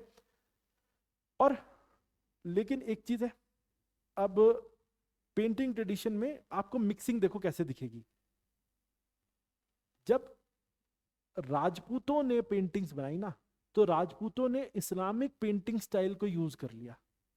इसका मतलब आप देख रहे हो, यानी हिंदू पेंटिंग्स जो राजपूतों के द्वारा बनाई गई, उसमें Islamic style of floral designing वो सब ऐड हो गया, और जो फूल पत्तियों का डिजाइन अरब्स्क्यू स्टाइल बनता था वो सब उसके अंदर आ गया। तो आप ये समझ सकते हो कि हर रिलीजन, चाहे अब क्योंकि हमने ये बात ये की है कि सभी धर्मों का एक जोड़ दिखता है, ठीक है, पेंटिंग्स में, मूर्तियों में। तो वो आप चाहे देख लें अजंता की पेंटिंग्स में, चाहे आप राजपूतों की पेंटिंग्स में देख लें, जिसमें मुगल स्टाइल या फिर मुस्लिम स्टाइल आर्किटेक्चरल स्टाइल भी, और साथ ही सॉरी मुस्लिम पेंटिंग स्टाइल वो जो है वो उसके अंदर मिक्स होते हुए दिखता है। तो सिंपल है, art as a medium of religious and cultural fusion. तो आर्ट एक काम करती है कि धर्मों का, उनकी संस्कृतियों का जोड़ कर देती है। तो आप एक तो ये थीम ले सकते हैं कंक्लूजन में, या फिर आप थीम ले सकते हैं कि unity and diversity through visual culture, कि जब हम अपने इन सभी पेंटिंग्स को और स्कल्पचर को देखते हैं तो हमें संस्कृतियों का जोड़ होते हुए पहले से दिखता है, ठीक है। तो ऐसा कुछ आप थीम ले सकते हैं, ठीक है, कंक्लूजन में। अब आ जाते हैं नेक्स्ट क्वेश्चन पे। ये क्वेश्चन क्या है, compare the religious and educational achievements of the Maurya and Gupta periods in ancient India. अब यहां पे दो डिफरेंट डायनेस्टीज, ऐसे वाले क्वेश्चन ना यूपीएससी ने पेपर में पूछे जहां दो डिफरेंट डायनेस्टीज के पीरियड के अलग अलग एस्पेक्ट्स के बीच में कंपैरिजन करने को उन्होंने कहा है, ठीक है। तो इसमें सिंपल कंपैरिजन करना है, कोई बहुत रॉकेट साइंस नहीं है, ठीक है। इंट्रोडक्शन क्या है, हमने पहले में बता दिया कि मौर्य जो थे वो 322 से 185 बीसी के बीच में थे, और उन्होंने साम्राज्यवादी परंपरा की नींव रखी। यानी कि बड़े बड़े एम्पायर्स मौर्यंस के पीरियड से बनने शुरू हुए। उन्होंने बनाया था ना एक बड़ा एम्पायर, ठीक है। और वहां और राज्य जो था उस समय पे, जो राजा और राज्य, वो बुद्धिस्ट ट्रेडिशन को बढ़ावा देते थे, राइट फ्रॉम अशोका, ठीक है। तो ये हमें मौर्यन पीरियड में देखने को मिला। गुप्ता पीरियड गोल्डन एज था 320 एडी से 550 एडी या 550 सी के बीच में, और इस समय पे हिंदू परंपराएं वापस उभरनी शुरू हुई थी, और सोफिस्टिकेटेड मल्टी डिसिप्लिनरी लर्निंग, मतलब अलग अलग चीजों में, जैसे आर्ट, लिटरेचर, साइंस, एस्ट्रोनॉमी, हर चीजों में जो है वो लर्निंग और रिसर्च एक्टिविटीज बढ़नी शुरू हुई थी। तो ये हम इंट्रोडक्शन में बता सकते हैं। मतलब साम्राज्यों की नींव या धर्म की नींव वो पढ़नी शुरू हुई मौर्यन पीरियड में, और अलग अलग एस्पेक्ट्स में जो रिसर्च जो शुरू हुआ वो सब हुआ गुप्ता पीरियड में, और इवन पीक हासिल हुई गुप्ता पीरियड में। और साथ ही हिंदू धर्म पुनर्जागृत हुआ, और मल्टी डिसिप्लिनरी लर्निंग जो है वो इस समय पे शुरू हुई। ये आपने फर्स्ट इंट्रोडक्शन में दिया। अब ये वाला इंट्रोडक्शन अगर आप नहीं करना चाहते तो दूसरा कर सकते हैं कि मौर्यंस के बारे में उनका एडमिनिस्ट्रेटिव स्ट्रक्चर कैसा था, सेंट्रलाइज्ड, वो बता दें आप, ठीक है। और अशोका का जो धम्म और धम्म का विचार मौर्यंस की मेन एडमिनिस्ट्रेटिव स्ट्रक्चर का हिस्सा था।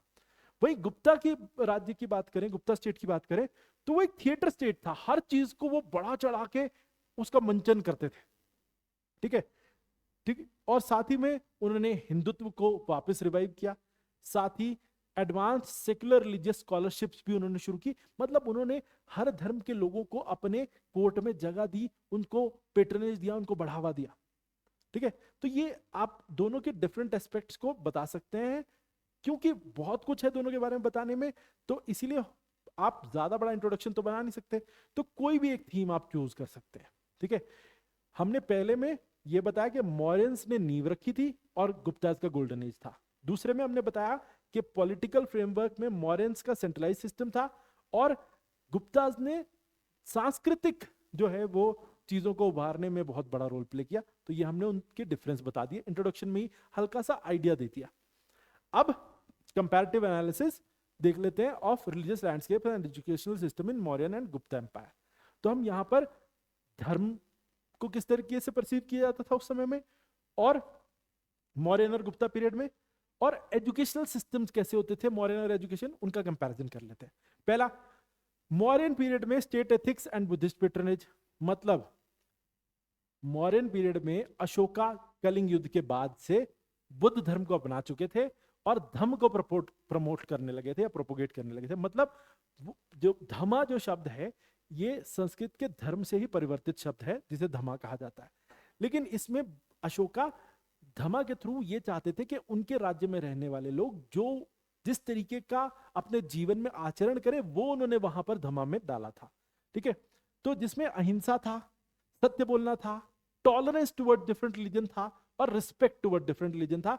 ये हमें पता चलता है रॉक एडिक्ट 13 जो हमें गिरनार से मिला है वहां से, ठीक है।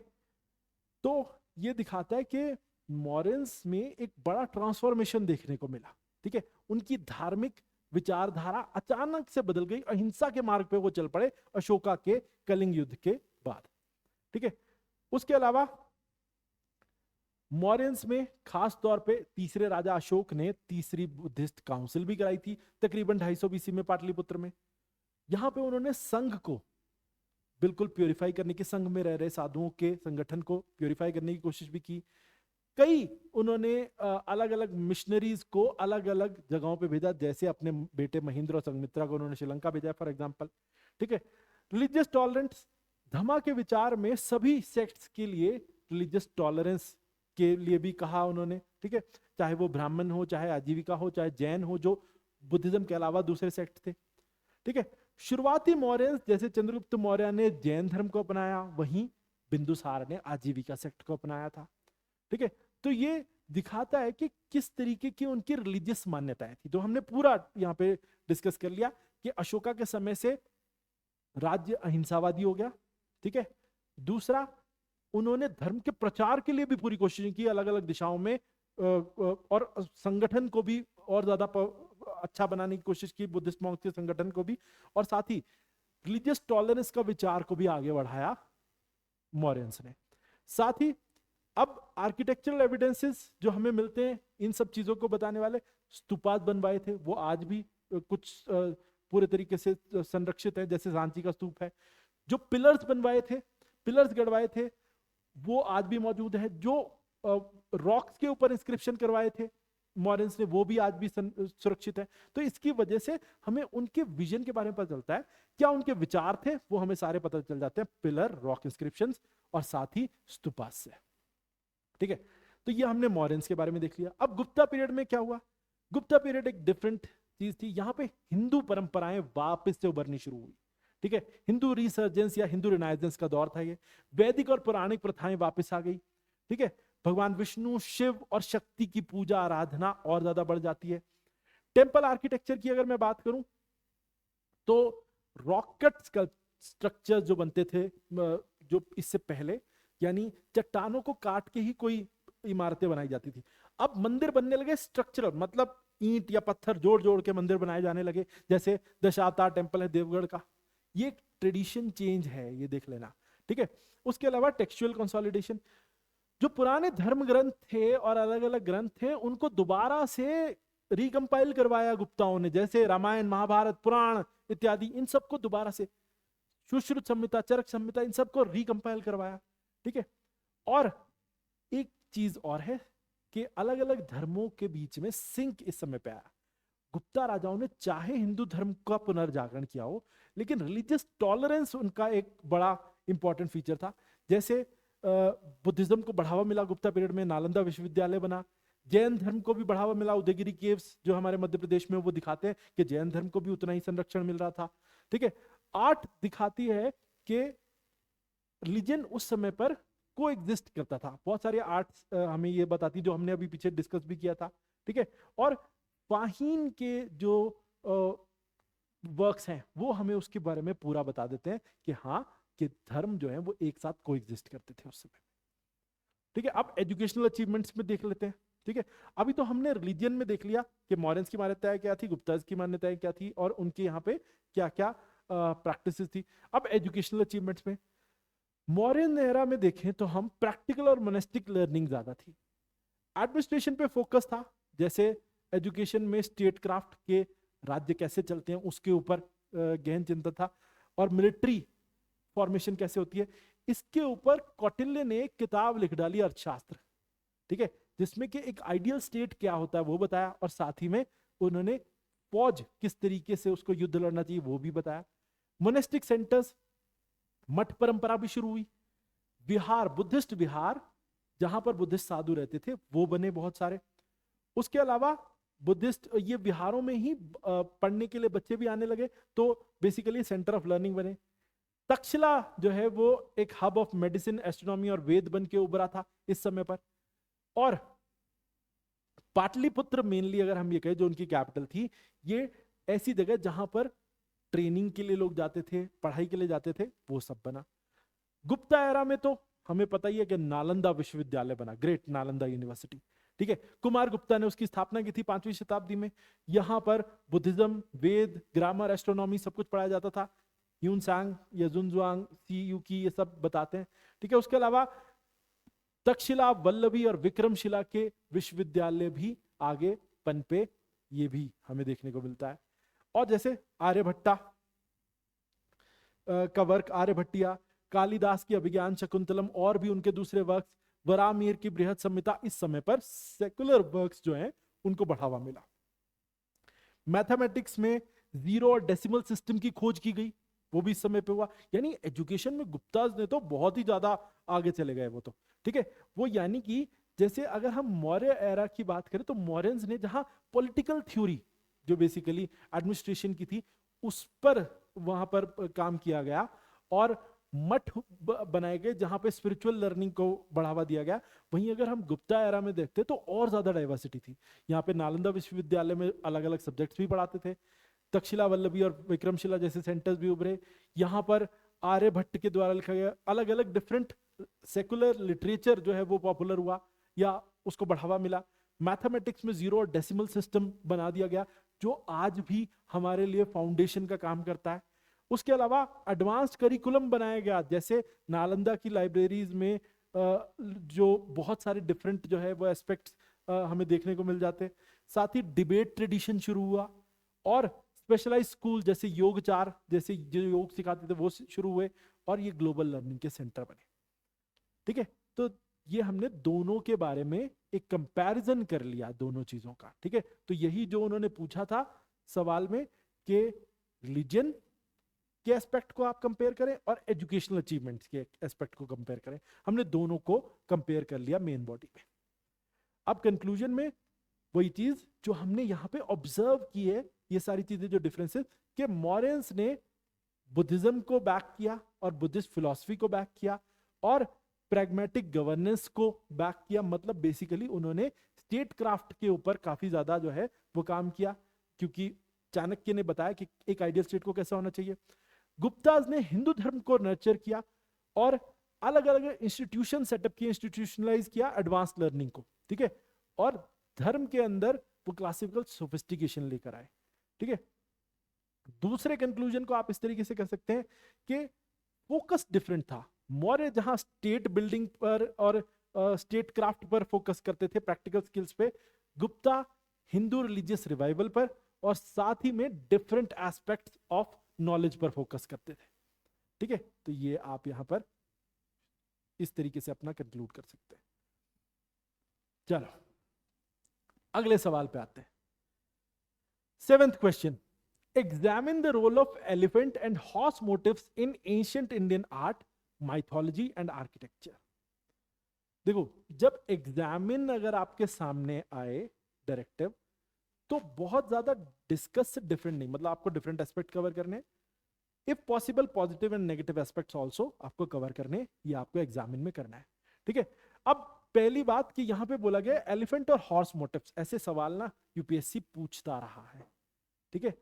अब ये बोल रहे हैं कि एलिफेंट और हॉर्सेस जो दीवारों पर या अलग अलग मूर्तियों में जो भारतीय कला संस्कृति में जो चित्रण किया गया है, ठीक है, तो वो किस हद तक जो है वो माइथोलॉजी और आर्किटेक्चर में कितना किया गया है, आपको वो सब बताना है। मतलब सिंपल है कि कहां कहां एलिफेंट और हॉर्स का यूज किया गया है स्कल्पचर आर्ट में या पेंटिंग में, वो आपको यहाँ पे बताना है कि कितना रोल था उनका, चाहे सोशल लाइफ को दिखाने में, चाहे रिलीजियस लाइफ को दिखाने में, कहां कहां था वो आपको पूरा बताना है, ठीक है। पहला, elephants and horses transcend their physical presence in ancient India. तो पूरे एंशिएंट इंडिया में एलिफेंट हॉर्सेस कई जगहों पे हमें देखने को मिलती है, उनकी फिजिकल प्रेजेंस मूर्ति कला में, ठीक है।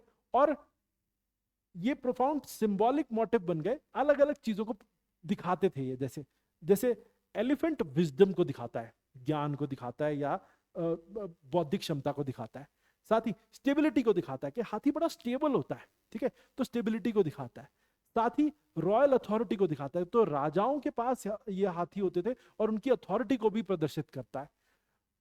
जबकि हम हॉर्स की बात करें तो हॉर्स स्पीड को दर्शाता है, साथ ही क्योंकि सूर्य देव का वाहन होता है तो सोलर एनर्जी को दिखाता है, साथ ही मटेरियल कॉन्क्वेस्ट, क्योंकि अश्वमेध यज्ञ किया जाता था जिसके जरिए ज्यादा से ज्यादा संपत्तियां जो हैं वो राजा अपने अधीन करते थे, तो वो मटेरियल कॉन्क्वेस्ट को भी दिखाता है, ठीक है। तो ये हमने इंट्रोडक्शन में दिया। दूसरा, इसमें हम कहेंगे कि दोनों ही अश्व और हाथी ये कैसे काम करते हैं, ये डिवाइन व्हीकल्स की तरह, मतलब देवी देवताओं के वाहन की तरह वो काम करते हैं, और राजाओं के लिए भी वो सम्मान की तरह या फिर प्रेस्टीज के सिंबल की तरह भी वो काम करते हैं। तो आप एक इंट्रोडक्शन ऐसा बना सकते हैं। अब देख लेते हैं कहां कहां दिया गया है हमारी माइथोलॉजी में और अलग अलग जगह आर्ट में, आर्किटेक्चर में, कहां कहां हॉर्स और एलिफेंट को डिपिक्ट किया गया ये मेन बॉडी में। तो motifs across mythology, art and architecture. तो माइथोलॉजी में कहां कहां दिखाया गया है, आर्ट में और आर्किटेक्चर, सब जगह हम उसकी बात करेंगे। सबसे पहले माइथोलॉजी। माइथोलॉजी में एक फिगर है जो लिटरेचर में आपको देखने को मिलेगा, एक्चुअली ये इमेज के तौर पे नहीं, ऐरावत। ऐरावत इंद्र के हाथी को कहा जाता है, ठीक है। तो भगवान इंद्र जो वर्षा के देव हैं, उनका जो वाहन है वो हाथी है। तो बेसिकली यहां पर आप देख सकते हैं कि माइथोलॉजी में इंद्र का वाहन के रूप में एक एलिफेंट को दिखाया जाता है, ठीक है, जो बेसिकली सेलेस्टियल पावर, मतलब जो किसी एक सेलेस्टियल वर्ल्ड में बैठे हुए भगवान इंद्र जो है उनका वाहन है, ठीक है। और ये कहते हैं कि ये जो ऐरावत हाथी है ये समुद्र मंथन से निकला था, तो माइथोलॉजी में ये माना जाता है ऐरावत के रिलेटेड। भगवान गणेश गणेश हमारी माइथोलॉजी में किस तरीके से डिपिक्टेड है कि भगवान गणेश का मुख जो है वो हाथी का है, ठीक है। तो एलिफेंट हेडेड गॉड माने जाते हैं, और जो विघ्नों को दूर करते हैं, ऑब्स्टेकल्स को दूर करते हैं, और विजडम जो है विजडम का प्रतीक माने जाते हैं, क्योंकि elephant is also a symbol of wisdom. Intellect, बौद्धिक क्षमता, और ऑस्पिशियस बिगिनिंग, किसी भी नए कार्य की शुरुआत जो है वो उससे की जाती है। तो एलिफेंट भी उससे जुड़ जाता है ना। आप समझे कि अगर आप अश्व को देख ले तो जी गणपति के दर्शन हो गए, तो आप समझते कि अब हमारा काम सारे बन जाएंगे, ठीक है। नेक्स्ट, लक्ष्मी माइथोलॉजी में, अब बेसिकली देवी लक्ष्मी का एक रूप गज लक्ष्मी भी है, जिसमें देवी लक्ष्मी के ऊपर एलिफेंट्स अपने ट्रंक से फूलों की वर्षा कर रहे हैं। तो ऐसा दिखाया जाता है गजलक्ष्मी के ऊपर जो है वो पानी से और फूलों से वर्षा कर रहे हैं एलिफेंट्स। तो वो गजलक्ष्मी का एक रूप आपने जरूर देखा होगा। तो ये सारी जगहों पर माइथोलॉजी में एलिफेंट को डिपिक्ट किया जाता है, जैसे यानी वही मैंने इंद्र के वाहन के रूप में, भगवान गणेश के मुख के रूप में, और गजलक्ष्मी के आसपास जो हाथी हैं देवी लक्ष्मी के, जो उनके ऊपर फूल वर्षा और पानी की वर्षा करें, वहां पर भी एलिफेंट को डिपिक्ट किया जाता है। तो ये माइथोलॉजिकल कनेक्शन है, ठीक है। अब आ जाते हैं हॉर्स यानी अश्व। अश्व को कहां कहां दिखाया गया माइथोलॉजी में? उच्छ्वराज, ठीक है। अब देखो, जैसे समुद्र मंथन से हाथी निकला था एरावत, वो इंद्र का वाहन बना, ऐसे ही 7 सरों वाला एक उड़ने वाला घोड़ा भी समुद्र मंथन से निकला था। ये भी भगवान इंद्र से जुड़ा हुआ माना जाता है। इंद्र के रथ जो है ना, उसमें 7 घोड़े जो सुसज्जित हैं वो भी वही है। उसके अलावा अश्विन, देखो अश्विन क्या है कि ऋग्वेद में ये 2 देवता जो बेसिकली बीमारियों को ठीक करते हैं, healers of the gods, basically Rigveda में जिनके बारे में बताया गया है। तो ये कहते हैं कि जब भी किसी को कोई समस्या होती है तो ये 2 देव घोड़ों पे बैठ के आते हैं और सबको मदद करते हैं और फिर चले जाते हैं। तो बेसिकली अश्विन जो देव हैं उनसे जुड़े हुए हैं ये हॉर्सेस, क्योंकि वो अश्व पे बैठ के आते हैं अश्विन, ठीक है। उसके अलावा कल्कि जो है ना, ये वो रूप माना जाता है हमारी माइथोलॉजी में कि जो कलयुग का अंत करेंगे वो देव कल्कि हैं। और कल्कि की जो इमेज जो हमारे माइथोलॉजी में पोर्ट्रेयल होता है, उसमें वो एक सफेद घोड़े पर सवार दिखते हैं, ठीक है। तो कल्कि बेसिकली उसमें भी अश्व के साथ उनको एसोसिएट करके दिखाया जाता है। और लास्ट रहा अश्वमेध यज्ञ। हमारे यहाँ अश्वमेध यज्ञ की जो परंपरा है, उसमें यज्ञ के समय पर एक अश्व को तिलक लगाकर और यज्ञ का जो है वो पानी पिला करके छोड़ दिया जाता है, और वो अलग अलग दिशाओं में जाता है। जहां तक वो जाता है उससे मान लिया जाता है कि राजा वहां तक की बाउंड्री को क्लेम करता है, ठीक है। तो टेरिटोरियल क्लेम्स के लिए माना जाता है। तो ये सब माइथोलॉजी से जुड़े हुए कनेक्शन हैं। अब आ जाते हैं आर्ट से जुड़े हुए कनेक्शंस, एलिफेंट के और हॉर्स के दोनों के। सांची स्तूपा के जो गेटवेज हैं उस पर आपको एलिफेंट कार्विंग्स दिखेंगी जो स्ट्रक्चर को सपोर्ट कर रही हैं, बेसिकली हाथी जो सपोर्ट कर रहे हैं स्ट्रक्चर को मेनली, ठीक है। तो और उसके अलावा कुछ जगहों पर बुद्धा को तुषिता, जो बुद्धिज्म में माना जाता है कि हेवन है, मतलब एक ऐसी जगह जहां पर बुद्धा जहां से धरती पे आता है हाथी पे बैठ के, तो वो भी डिपिक्ट किया गया है एक सांची के गेटवे पर एक जातक कथा के अंदर, ठीक है। तो यानी कि ये दिखाता है कि आर्ट में भी डिपिक्शन है, सिर्फ कहानियों में ही नहीं है।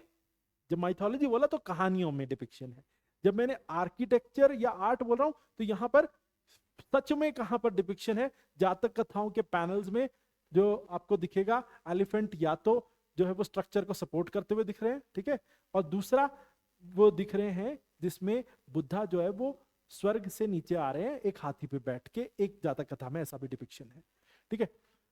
महाबलीपुरम के जो आप देखेंगे एक पत्थर के बने हुए जो रथ हैं, मोनोलिथिक रथ हैं, उसमें गंगा नदी जो आ रही है उसके आसपास हाथी दिख रहे हैं, ठीक है। जब गंगा कैलाश से उतर के आ रही है तो हाथी उसके साथ चलते हुए दिखाई दे रहे हैं। लाइफ साइज एलिफेंट है, जितने बड़े हाथी होते हैं उतनी बड़ी बड़ी जो मूर्तियां महाबलीपुरम में दिखती हैं बड़े रथों के साथ, ठीक है। उसके अलावा टेराकोटा फिगरीन्स, मथुरा में हमें मिट्टी के बने हुए, टेराकोटा यानी मिट्टी के बने हुए हाथी के स्कल्पचर जो हैं वो दिखते हैं। और वो शायद डेकोरेटिव पर्पजेस से या फिर रिचुअलिस्टिक पर्पजेस से बनाए गए होंगे।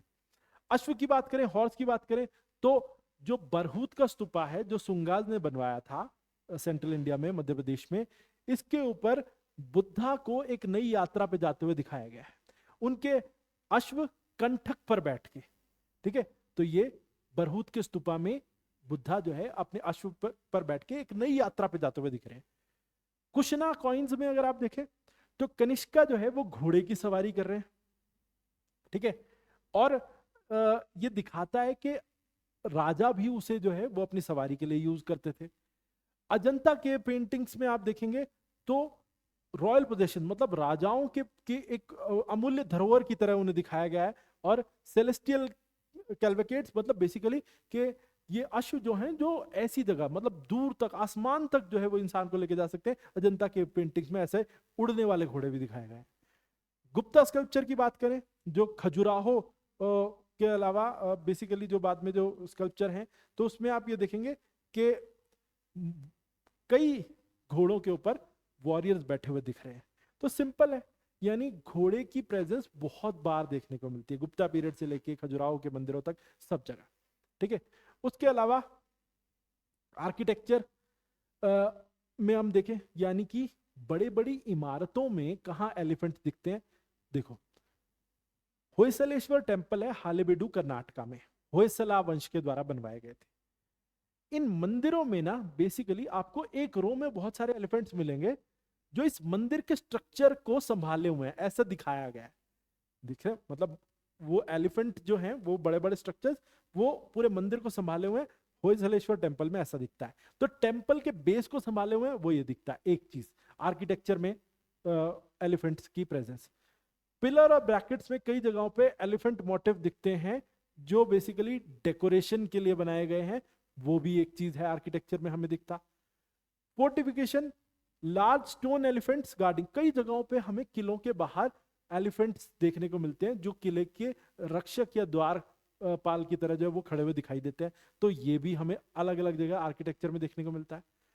अगर हम हॉर्स की प्रेजेंस देखें तो कोणार्क का सूर्य मंदिर आप देख लें। ठीक है, वो सन गॉड को समर्पित है और उसमें उस जो कोणार्क का सन टेम्पल है वो एक वो भी एक पगोड़ा है, एक पत्थर का बना हुआ और उसमें घोड़े खींच रहे हैं उसको, उस रथ को। ठीक है, सामने ऐसा दिखता है 7 हॉर्सेस जो हैं वो सूर्यदेव के वो उसको खींच रहे हैं। ठीक है, तो ये दिखाई देता है हमें आर्किटेक्चर में। टेम्पल वॉल्स और पैनल्स पर कई जगहों पर हमें राजाओं के पास बहुत सारे घोड़े उनकी पोजीशन में दिखते हैं और हॉर्स ट्रेडर्स दिखते हैं। तो ये सब हमें कई मंदिरों की दीवारों पर स्ट्रक्चर्स के रूप में दिखते हैं। और कई जगह पिलर्स जैसे अशोकन पिलर्स में हॉर्सेस दिखाए गए हैं, जैसे लौरिया नर्दनगढ़ में मतलब जो अशोका के बनाए हुए पिलर्स हैं उसके ऊपर ऊपर हॉर्सेस भी डिपिक्ट किए गए हैं। रेयर हैं पर हैं, जैसे लौरिया नंदनगढ़ में है। ठीक है, अब यानी कि सिंपली अगर हम देखें तो कंक्लूजन क्या निकलता है कि एलिफेंट और हॉर्स मोटिव्स जो हैं वो फंडामेंटल रोल प्ले करते रहे हैं भारतीय सोसाइटी में। और जैसे अगर हम कहें कि कॉस्मिक एरावत जो भगवान इंद्र का वाहन और उच्छलेश्वर जो भगवान इंद्र के रथ में जो जड़े होते हैं जो घोड़े, वो सब जो हैं वो अर्दली रॉयल पोजेशंस को दिखाते हैं। मंदिरों की दीवारों पर भी उनका चित्रण किया गया है और कई जगहों पर स्ट्रक्चर सपोर्ट के रूप में भी उन्हें दिखाया गया है और अलग अलग चीजों को सिंबलाइज करते हैं। जैसा हमने शुरू में इंट्रोडक्शन में बताया था कि elephant symbolises wisdom, power, strength and stability. वही हॉर्स सिंबलाइजेज स्पीड, फ्लुएंसी और a new journey of life. ठीक है, तो उनको दिखाता है वो। ठीक है, तो ये इस तरीके से आप उनको कंक्लूड कर सकते हैं। ठीक है, वही चीजें सम अप करके आप लिख सकते हैं कंक्लूजन में, क्योंकि इसमें कोई डिफरेंट एस्पेक्ट आने के कोई चांस ही नहीं है क्योंकि वो आपने मेन बॉडी में डिस्कस कर ही लिया है। अब आ जाते हैं discuss the symbolism of mythical creatures like yali and makara in South Indian temple architecture. ये है मजेदार। ये जो क्वेश्चन है इसमें दो चीजों के दो मिथिकल क्रिएचर्स की बात की गई है। किसकी? एक तो हो गया याली और दूसरा मकर। ठीक है, और दक्षिण भारतीय मंदिरों में इन्हें दिखाया जाता है, दर्शाया जाता है। तो उनका क्या सिग्निफिकेंस है, क्या सिंबलिज्म है, क्या प्रतीकात्मक रूप से वो दर्शाते हैं, वो आपको डिस्कस करना है।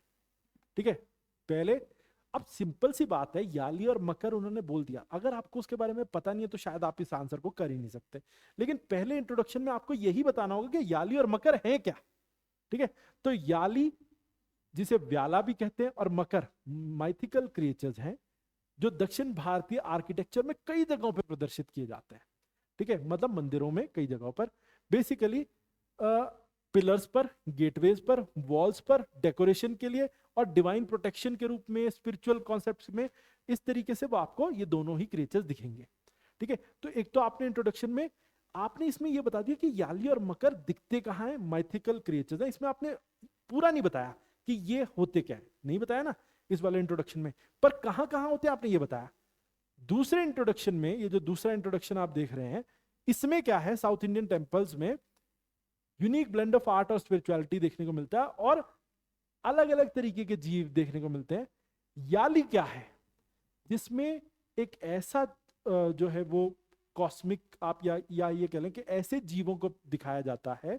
याली क्या है, जो कई जीवों का मिश्रण है, जैसे लायन, एलिफेंट और हॉर्स, इन सभी के जोड़ से बना हुआ एक जानवर जो दीवारों पर प्रदर्शित किया जाता है, उसे याली कहते हैं। ठीक है, और मकर क्या है, मकर जैसे क्रोकोडाइल, बेसिकली मकर पानी का एक जीव है जो क्रोकोडाइल, एलिफेंट और एक्वेटिक एनिमल्स के गठजोड़ से बनता है।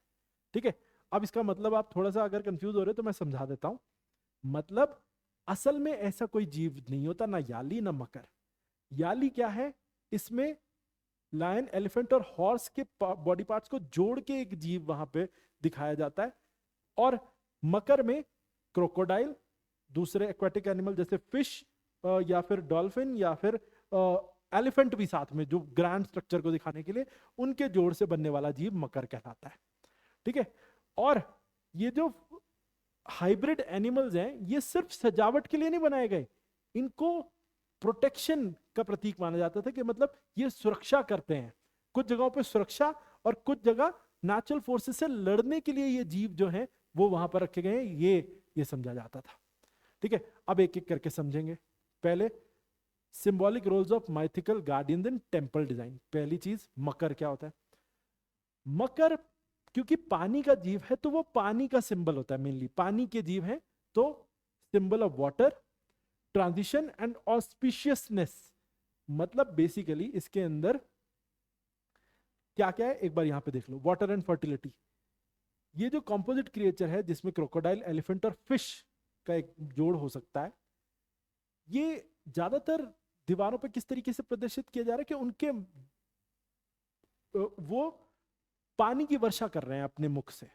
ठीक है, अब ये जो जीव है, कंपोजिट जो एनिमल है, जो फिश, क्रोकोडाइल और तीसरा एलिफेंट की बॉडी से मिलकर बना है, ये क्या कर रहा है, ये पानी की वर्षा करते हुए दिखते हैं कई जगह पे। पानी क्या है, लाइफ उसकी वजह से चलती है, तो यानी कि ये लाइफ गिविंग एनिमल है जो जीवन को चलाए रखने में एक बहुत बड़ा रोल प्ले करता है। ठीक है, ये फर्टिलिटी को भी दर्शाता है और प्योरिफिकेशन को भी, क्योंकि पानी जो है वो शुद्धि को भी दर्शाता है। ठीक है, और बेसिकली कई जगहों पर ऐसे स्पाउट करते हुए, मतलब ये जीव जो है जो पानी की वर्षा करते हुए आपको अलग अलग दीवारों पर चित्रित किया, मतलब चिन्हित किया हुआ दिखेगा। ठीक है, और होयसला जो टेम्पल है, होयसलाओं के बनाए हुए होयसलेश्वर टेम्पल हालेबिडु में, उसमें आपको इस तरीके के जीव दिखेंगे। ठीक है, उसके अलावा ज्यादातर उन्हें द्वारों पर बनाया जाता है, ऐसे जीवों पर गेटवे गार्डियंस के तौर पर। ठीक है, तोरण जो बड़े द्वार हैं उन पर बनाया जाएगा, या फिर जो आर्क डोम है जो मेन स्ट्रक्चर का मंदिर का, उस पर भी बनाया जाता है। और खास तौर पे बेसिकली इनकी एक सीक्रेट वैल्यू होती है, जैसे मीनाक्षी टेम्पल है जो मदुरई में, उसके द्वार पर भी ऐसा ही जीव जो है वो बना हुआ है, जो बेसिकली मकर है। मकर क्या है, जो मछली, क्रोकोडाइल और एलिफेंट का एक मिश्रण है। ठीक है, अब व्हीकल एंड एम्बलम, देवी गंगा का वाहन है ये मकर। ठीक है, और वरुण का भी। ठीक है, तो बेसिकली इन्हें बैनर्स और पिलर्स के ऊपर भी स्ट्रक्चर्स के तौर पर भी बनाया जाता है। ठीक है, मकर को। अब याली की बात करते हैं।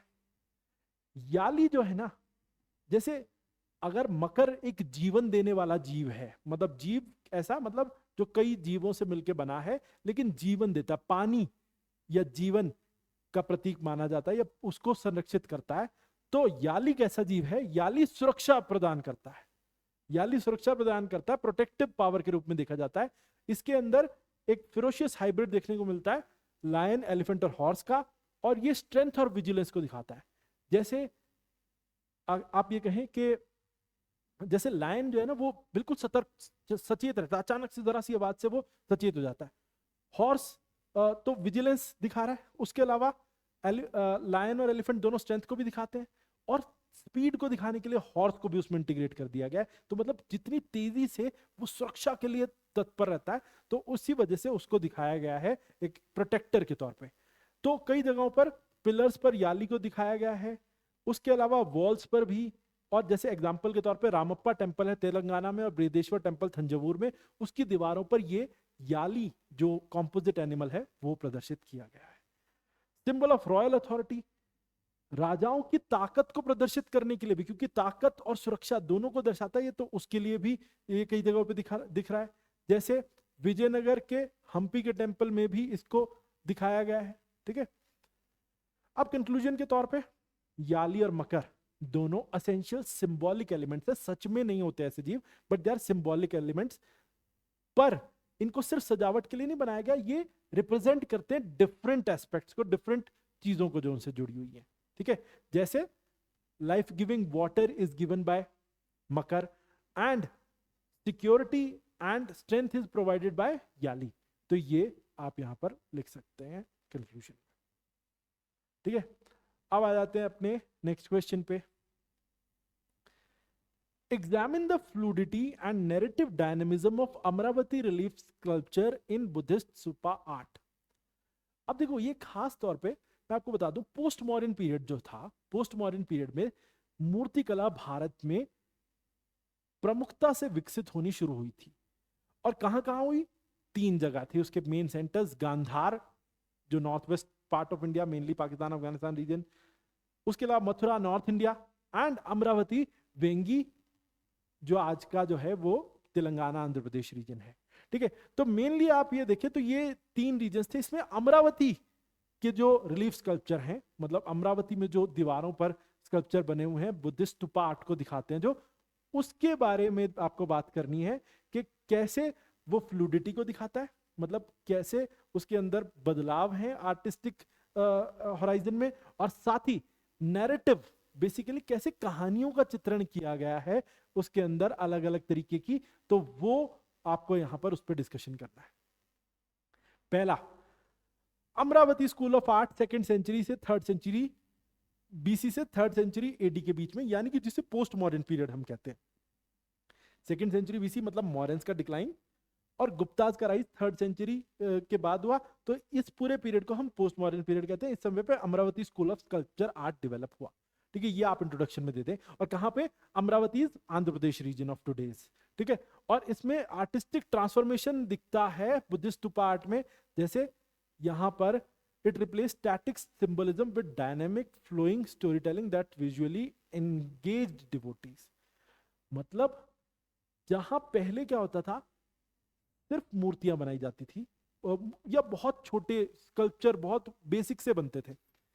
इसमें क्या होता है? इसमें एक चेंज है। इसमें चेंज क्या है कि इस समय स्टोरी डिपिक्शन किया जाने लगा, स्टोरी टेलिंग। आप अमरावती के सारे पैनल्स देखें ना, या तो सर्कुलर डिजाइन है या फिर रेक्टेंगुलर पैनल्स हैं। उसके अंदर जातक कथाओं में, जैसे जातक कथा है एक बुद्धा के प्रीवियस बर्थ की स्टोरी, उसमें बुद्धा को दिखाया गया है, और बुद्धा के साथ उस कहानी में जितने भी लोग हैं उन सबको दिखाया गया है। ठीक है, अगर बुद्धा किसान है तो किसान के साथ उस कहानी में जो भी है, उनकी माँ, उनके बच्चे, उसके अलावा जो भी विलन है उस कहानी के, वो सब एक ही पैनल में दिखाए गए हैं, जैसे एक फिल्म का पोस्टर होता है, बिल्कुल वैसे। नरेशन है, स्टोरी टेलिंग है, और इससे ज्यादा एंगेज किया जा रहा है डिवोटीज को अपनी तरफ। ठीक है, तो ये अमरावती की टेक्निक थी जो मूर्तियां बनाने की। ठीक है, और ये हमने पूरा इंट्रोडक्शन में बता दिया। दूसरे इंट्रोडक्शन में हम ये सीधी सी बात यहीं से शुरू करते हैं कि ये तो विजुअल मास्टरपीसेस है जिसमें कहानियों को बड़े आसानी से कहने की कोशिश की गई है। लाइमस्टोन का यूज किया गया है, लोकल लाइमस्टोन का ज्यादातर मूर्तियां बनाने के लिए। ठीक है, और सीक्रेट ट्रेल्स जिसमें एनिमेटेड कैरेक्टर्स दिखाए गए हैं, सिनेमैटिक सीक्वेंस दिखाए गए हैं, वो आपको इस तरीके से आप इंट्रोडक्शन कर सकते हैं। तो बेसिकली इसमें आपने एक मटेरियल भी बता दिया कि जिससे वो मूर्तियां बनी हुई हैं अमरावती की ज्यादातर, ठीक है। और वाइट मार्बल का यूज है मेनली, ठीक है ना, और या फिर लाइमस्टोन जो है वो प्लास्टर का यूज है। बस यही तरीके से उन्होंने जो स्कल्पचर ड्रॉ किए हैं अमरावती के, चाहे अमरावती के नॉर्मल नैरेटिव पैनल हो दीवारों में बने हुए, या फिर स्तूपास के ऊपर बने हुए स्कल्पचर हो, यही है, ठीक है। अब fluidity and narrative dynamism in Amravati relief sculpture देख लेते हैं। पहला नैरेटिव टेक्निक, मल्टीपल सीन्स दिखाए गए हैं बुद्धा की लाइफ के, ठीक है, और एक ही पैनल में बुद्धा के लाइफ की स्टोरी को और उसके अलग अलग कैरेक्टर्स का पोर्ट्रेयल किया गया है जो उस कहानी में इन्वॉल्व है। सिनॉप्टिक रिप्रेजेंटेशन, षडदंत जातक जो है उसके अंदर डिफरेंट मूवमेंट्स दिखाए गए हैं विद रिपीटेड फिगर्स। मतलब एक ही फिगर अगर वो, जैसे मान लो एग्जांपल के तौर पे अभी खड़े हैं, फिर झुक के दूसरे में कुछ उठा रहे हैं, तीसरे में फिर उसको कहीं रख रहे हैं, तो मतलब इस तरीके का, जैसे कि मैं एग्जांपल के तौर पे कह रहा हूं, तो वो नरेशन दिखेगा आपको। एक इमेज एक जिसके अंदर मूर्ति एक व्यक्ति की है, अगली में वो कुछ और कर रहा है, तीसरे में कुछ और कर रहा है, तो इस तरीके का षडदंत जातक में चित्रण किया गया, नैरेटिव पूरी टेक्निक यूज की गई है, ठीक है। Next is artistic fluidity and motion. Figures जो हैं उनके कर्विलिनियर फॉर्म्स दिखाई गई हैं और अलग अलग गेस्चर्स करते हुए वो दिखाए गए, एलैबोरेट गेस्चर्स, और कपड़े भी उनके अलग अलग तरीके के, अलग अलग कैरेक्टर्स के, ठीक है। जैसे एग्जांपल के तौर पे dream of queen Maya panel में जो है वो स्मूथ ट्रांजिशन दिखता है और रिदमिक मूवमेंट दिखती है, तो बड़ी फ्लूडिटी और मोशन को दिखाया गया है, यानी नृत्य करते हुए उनके शरीर में जो लचक है वो पूरी दिख रही है उसके अंदर, ठीक है। उसके अलावा इमोटिव एंड स्पैटियल रियलिज्म, ज्यादातर जो चेहरे बनाए गए हैं उनपे किसी में बड़ा खुशी का भाव दिख रहा है, जॉय, किसी में दुख, किसी में आस्था, डिवोशन, तो ये ह्यूमन डेप्थ को दिखा रहा है, ठीक है। तो यानी कि अलग अलग जो मूर्तियां हैं वो अलग अलग चीजों को दिखा रही हैं, ठीक है। Overlapping figures, stylised trees and depth perspective offers spatial coherence. मगर मतलब ऐसी ऐसी फिगर्स जो एक ही नैरेटिव पैनल में है, उसके अंदर ट्रीज का डिपिक्शन भी है, डेप्थ भी है इमोशंस वाली, तो वो ये दिखाता है कि इमोशंस भी हैं और सच्चाई जो भावों में होती है वो सब उसमें प्रदर्शित किया जाता है, ठीक है। उसके अलावा आर्किटेक्चरल इंटीग्रेशन, कुछ जो मूर्तियां कार्विंग्स हैं उसके अंदर ड्रम स्लैब्स, रेलिंग्स और तोरण भी साथ में दिखाए गए। मतलब मान लो एक व्यक्ति खड़ा है सामने, कहीं पर द्वार दिखाया गया, तोरण उसके साथ खड़े हुए हैं, कहीं रेलिंग के साथ खड़े हुए हैं, जिससे ऐसा लगे कि सच में ही किसी जगह खड़े हैं, सिर्फ नकली या आइडियलिक रिप्रेजेंटेशन नहीं है, ओरिजिनल रिप्रेजेंटेशन लगे उसके लिए ये किया गया है। तो ड्रम स्लैब्स, रेलिंग और तोरण के साथ स्कल्पचर्स को दिखाया गया है, ठीक है। तो अमरावती की जो डायनेमिक रिलीफ्स हैं, ये इन्होंने धार्मिक मूर्तियों को बिल्कुल ही बदल के रख दिया। उनको किस तरीके से बनाया जाता है उसमें एक नया आयाम जोड़ दिया, उसमें पूरी कहानियों को कहना शुरू कर दिया और विजुअल स्टोरी टेलिंग आर्ट का हिस्सा बन गई, ठीक है। तो ये हम एक चीज कह सकते हैं, इस तरीके से आप कंक्लूड कर सकते हैं, या फिर ये कह सकते हैं कि ये नैरेटिव आर्ट इंडिया के बाहर निकल के श्रीलंका, साउथ ईस्ट एशिया जैसे देशों में भी पहुंची और पैन एशिया ट्रेडिशन का हिस्सा बन गई। तो आप इस तरीके से भी कंक्लूड कर सकते हैं, ठीक है। तो दो, या फिर आप दोनों को जोड़ भी सकते हैं, दैट्स योर विश, ठीक है। अब आ जाते हैं हम लास्ट क्वेश्चन पे। Examine the central Asian and Greek stylistic elements in the Sanchi and Bharhut Buddhist reliefs. अब ये देख लेते हैं कि सेंट्रलेशन और ग्रीक स्टाइलिस्टिक एलिमेंट्स के जो दिखाई देते हैं सांची के और बरहूत के बुद्धिस्टिक रिलीफ्स में, उनको आपने उनके ऊपर एग्जामिनेशन करना है, उनको बताना है कि कितने दिखते हैं, कितना जो है वो सेंट्रल एशिया और ग्रीक स्टाइल का असर दिखता है, ये आपको यहां पर डिस्कस करना है और उसके वेरियस एस्पेक्ट्स को एग्जामिन करना है, ठीक है। अब देख लेते हैं। पहला, सांची का स्तूप 1st सेंचुरी बीसी में बन गया था, बरहूत का 2nd सेंचुरी बीसी में बन गया था, ठीक है। सांची का स्तूप भी मध्य प्रदेश में है और बरहूत स्तूप भी मध्य प्रदेश में है, ठीक है। अब तो बेसिकली दोनों ही अर्ली इंडियन बुद्धिस्ट ट्रेडिशन को दिखाते हैं और दोनों में ही फॉरेन एलिमेंट्स की झलक दिखाई पड़ती है। फॉरेन एलिमेंट्स जो है उसमें अब्सॉर्ब कर लिए गए हैं, जैसे ग्रीक हेलेनिस्टिक एलिमेंट्स और सेंट्रल एशियन मोटिव्स। बेसिकली इसमें ग्रीक स्टाइलिंग भी है और सेंट्रल एशिया का ट्रेडिशन, वो दोनों ही हमें जो हमारा चाहे बरहूत के स्तूपा है, सांची के स्तूपा और उसके स्कल्पचर सब में दिखाई पड़ता है। ठीक है, तो ये हमने इंट्रोडक्शन में किया। अब दूसरे में आप ये कह सकते हैं कि although Central Asia and Greece are very far away from India, but उनके इन्फ्लुएंस जो है वो हमें फिर भी बरहूत और सांची के रिलीफ्स में देखने को मिलते हैं। ठीक है, और इसमें बुद्धिस्ट थीम्स डोमिनेट करती हैं ऑल्दो, लेकिन सिंक देखने को मिलता है आउटसाइड कल्चर और बुद्धिज्म का इनके अंदर। ठीक है, तो आप ये कह सकते हैं कि फॉरेन मोटिव्स यानी मूर्ति कला और कला बाहरी, लेकिन उसके अंदर जो प्राण है, सोल है, आत्मा, वो इंडियन, वो बुद्धिज्म की। ठीक है, फॉरेन मोटिव्स इंडियंस। ठीक है, नेक्स्ट इज अब मेन बॉडी की heading stylistic elements and synthesis. ठीक है, पहला आर्किटेक्चरल मोटिव्स। ग्रीक इन्फ्लुएंसेस आपको आर्किटेक्चर में कहां कहां दिखते हैं, पहले ये देख लेते हैं। देखो, कोरिंथियन पिलर्स, ये जो पिलर्स भारत में बनाने की परंपरा शुरू हुई ना, बड़े बड़े पिलर्स, तो वो परंपरा बेसिकली वो ग्रीक स्टाइल था पिलर बनाने का। ठीक है, तो ग्रीक डिराइव डिजाइन थे। जैसे बरहूत में हम पिलर्स में ना एक उल्टी जो है वो उल्टे कमल या बेल की शेप को देखते हैं। ये बेसिकली ग्रीक स्टाइल था जो दिखाने का, वही हमने प्रेसोपोलिटन बेल वाला यूज किया है अपने पिलर्स में। तो यानी सिंपल है कि ग्रीक स्टाइल हमारे यहाँ पे दिख रहा है ना।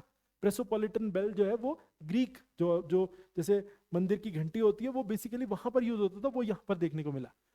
अकैंथस लीव्स एंड वाइन स्क्रॉल्स।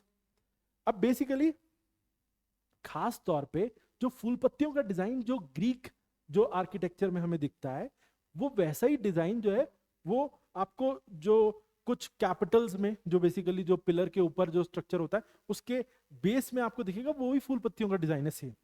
ठीक है, तो ग्रेप वाइन्स और ये जो डिजाइन है वो बिल्कुल सेम है।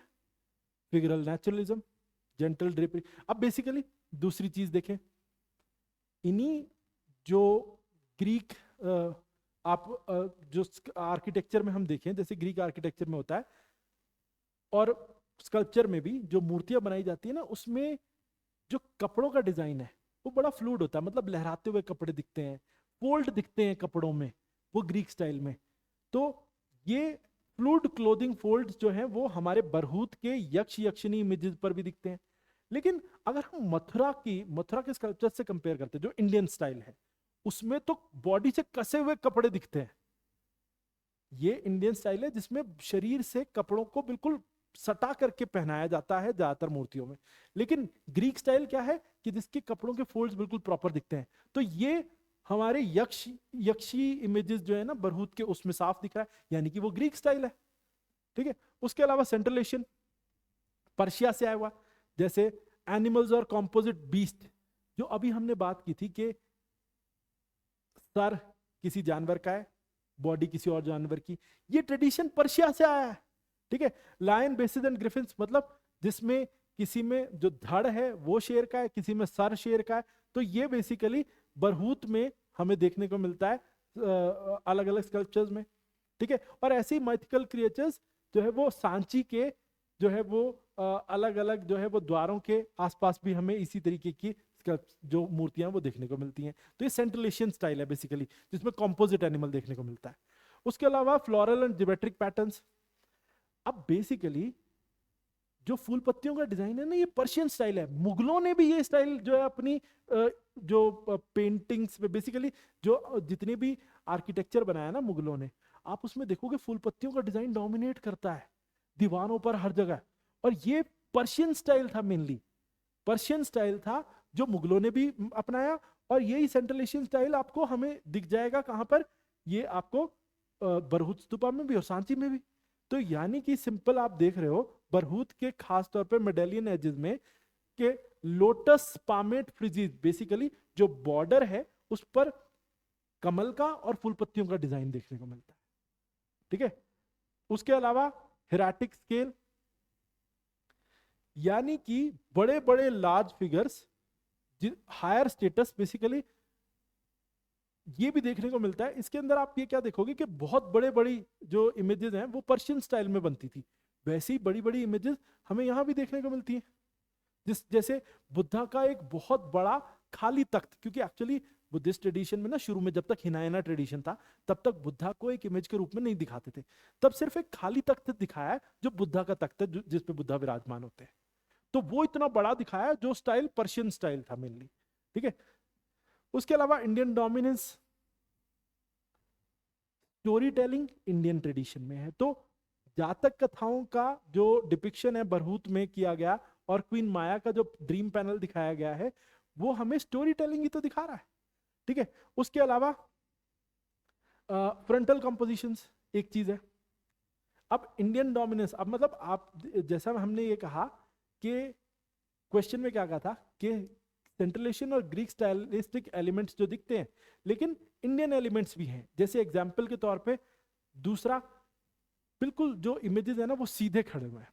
ग्रीक स्टाइल में ना जो मूर्तियां हैं कभी भी सीधे नहीं, उनको एक अलग पर्सपेक्टिव से एक एंगल से दिखाया जाता है, लेकिन जो सामने देखती हुई मूर्तियां बिल्कुल सामने हेड करती हुई ऐसी मूर्तियां ये इंडियन स्टाइल में होती थी, तो ये इंडियन स्टाइल उसके अंदर है, ठीक है। सिंबॉलिक बुद्धा, जब हमने बुद्धा को देखा कि जैसे हिनायना ट्रेडिशन में था कि बुद्धा की इमेज नहीं बनती थी, महायाना ट्रेडिशन में बुद्धा की इमेज बनने लगी, तो एम्प्टी थ्रोन के जरिए बुद्धा को दिखाया गया कि एक खाली तख्त है जिस पर बुद्धा विराजमान होंगे, वो कहीं फुटप्रिंट दिखाए हैं, बुद्धा को तो नहीं दिखाना लेकिन फुटप्रिंट दिखाए हैं, कहीं बोधि वृक्ष दिखाया उनके ज्ञान को दिखाने के लिए, तो क्योंकि ह्यूमन फॉर्म तब तक नहीं दिखाई जाती थी, ये महायाना ट्रेडिशन जब आया तब बनाई जाने लगी, ठीक है। तो इसीलिए सिंबॉलिक प्रेजेंटेशन भी है, तो ये दिखाता है कि सेंट्रलेशन इन्फ्लुएंस भी है, ग्रीक इन्फ्लुएंस भी है और इंडियन इंडिजीनियस स्टाइल की मिक्सिंग भी है, तो ये सब आपको देखने को मिलेगा। तो कंक्लूजन में सिंपली है कि ग्रीक और सेंट्रलेशन मोटिव्स जो है वो एक टूल्स की तरह यूज किए गए। इसमें कहने का मतलब क्या है कि उनको यूज किया गया। हमने इंडियन क्यों बोला, क्योंकि इंडियन स्टाइल के साथ मिक्स करके एक नई आर्ट फॉर्म बनाने की कोशिश की गई, ना कि सिर्फ उनको कॉपी कर लिया गया या उनको सीधा अडेप्ट कर लिया गया। ये यहाँ पे कंक्लूजन है, ठीक है। तो ये जो इंडिया वाला पार्ट था जो क्वेश्चन में नहीं पूछा गया था, हमने क्यों डाला, क्योंकि हमें बताना था कि ग्रीक और सेंट्रल एशियन स्टाइल के साथ इंडियन आर्टिस्ट की कला और उनका जो अपना स्टाइल है वो भी मिक्स किया गया और एक नया जो है वो ब्लेंड बनाया गया, ठीक है। तो लोकल सिंथेसिस उसके साथ जुड़ जाता है, ठीक है। तो आप इस तरीके से कंक्लूड कर सकते हैं, ठीक है। तो ये हो गए हमारे 10 सवाल। अब देखें, ये है आपके लिए प्रैक्टिस क्वेश्चंस। ये 5 क्वेश्चंस, जो पहले 3 क्वेश्चंस जो आप 250 वर्ड्स में आंसर करेंगे और अगले 2 क्वेश्चंस आप 150 वर्ड्स में। पहले 3 क्वेश्चन 15 मार्कर्स हैं और अगले 2 4th और 5th 10 मार्कर्स हैं। ये पांचों क्वेश्चंस ये आप अटेम्प्ट कर सकते हैं घर पे, और आप हमारा ये जो नीचे इस वीडियो के नीचे एक लिंक दिया गया है उसके थ्रू आप हमारे पोर्टल तक पहुंच जाएंगे। उस पोर्टल पे आप जो है वो वहां पर जाके रजिस्टर कर ले और वहां पर आप अपलोड कर सकते हैं अपने आंसर्स। हमारी टीम आपको फीडबैक देगी ऑनलाइन ही, या फिर आपके पास ऑप्शन है आप क्या करें, हमारा चंडीगढ़ सेंटर या फिर शिमला संजौली सेंटर पर आकर भी जो है अपने आंसर्स लिख सकते हैं, और हमारी टीम आपको वहां भी फीडबैक भी देगी, आपको वैल्यूएबल एडवाइसेस भी देगी कैसे आप अपनी आंसर राइटिंग को इंप्रूव कर सकते हैं। ठीक है जी, तो आज का हमारा ये सेशन यहीं समाप्त होता है। This was a session of history, art and culture. तो ये हमारा पहला सेशन खत्म हुआ। कल हम फिर एक और सेशन के साथ आपके सामने आएंगे और 5 सेशंस मेरे हिस्ट्री, आर्ट एंड कल्चर पर रहने वाले हैं। ठीक है, तो आप उन सभी को फॉलो करें, इसके जरिए आपकी आंसर राइटिंग बहुत हद तक इंप्रूव हो जाएगी। ठीक है जी, तो आज के लिए इतना ही, फिर मिलेंगे आपसे। जय भारत,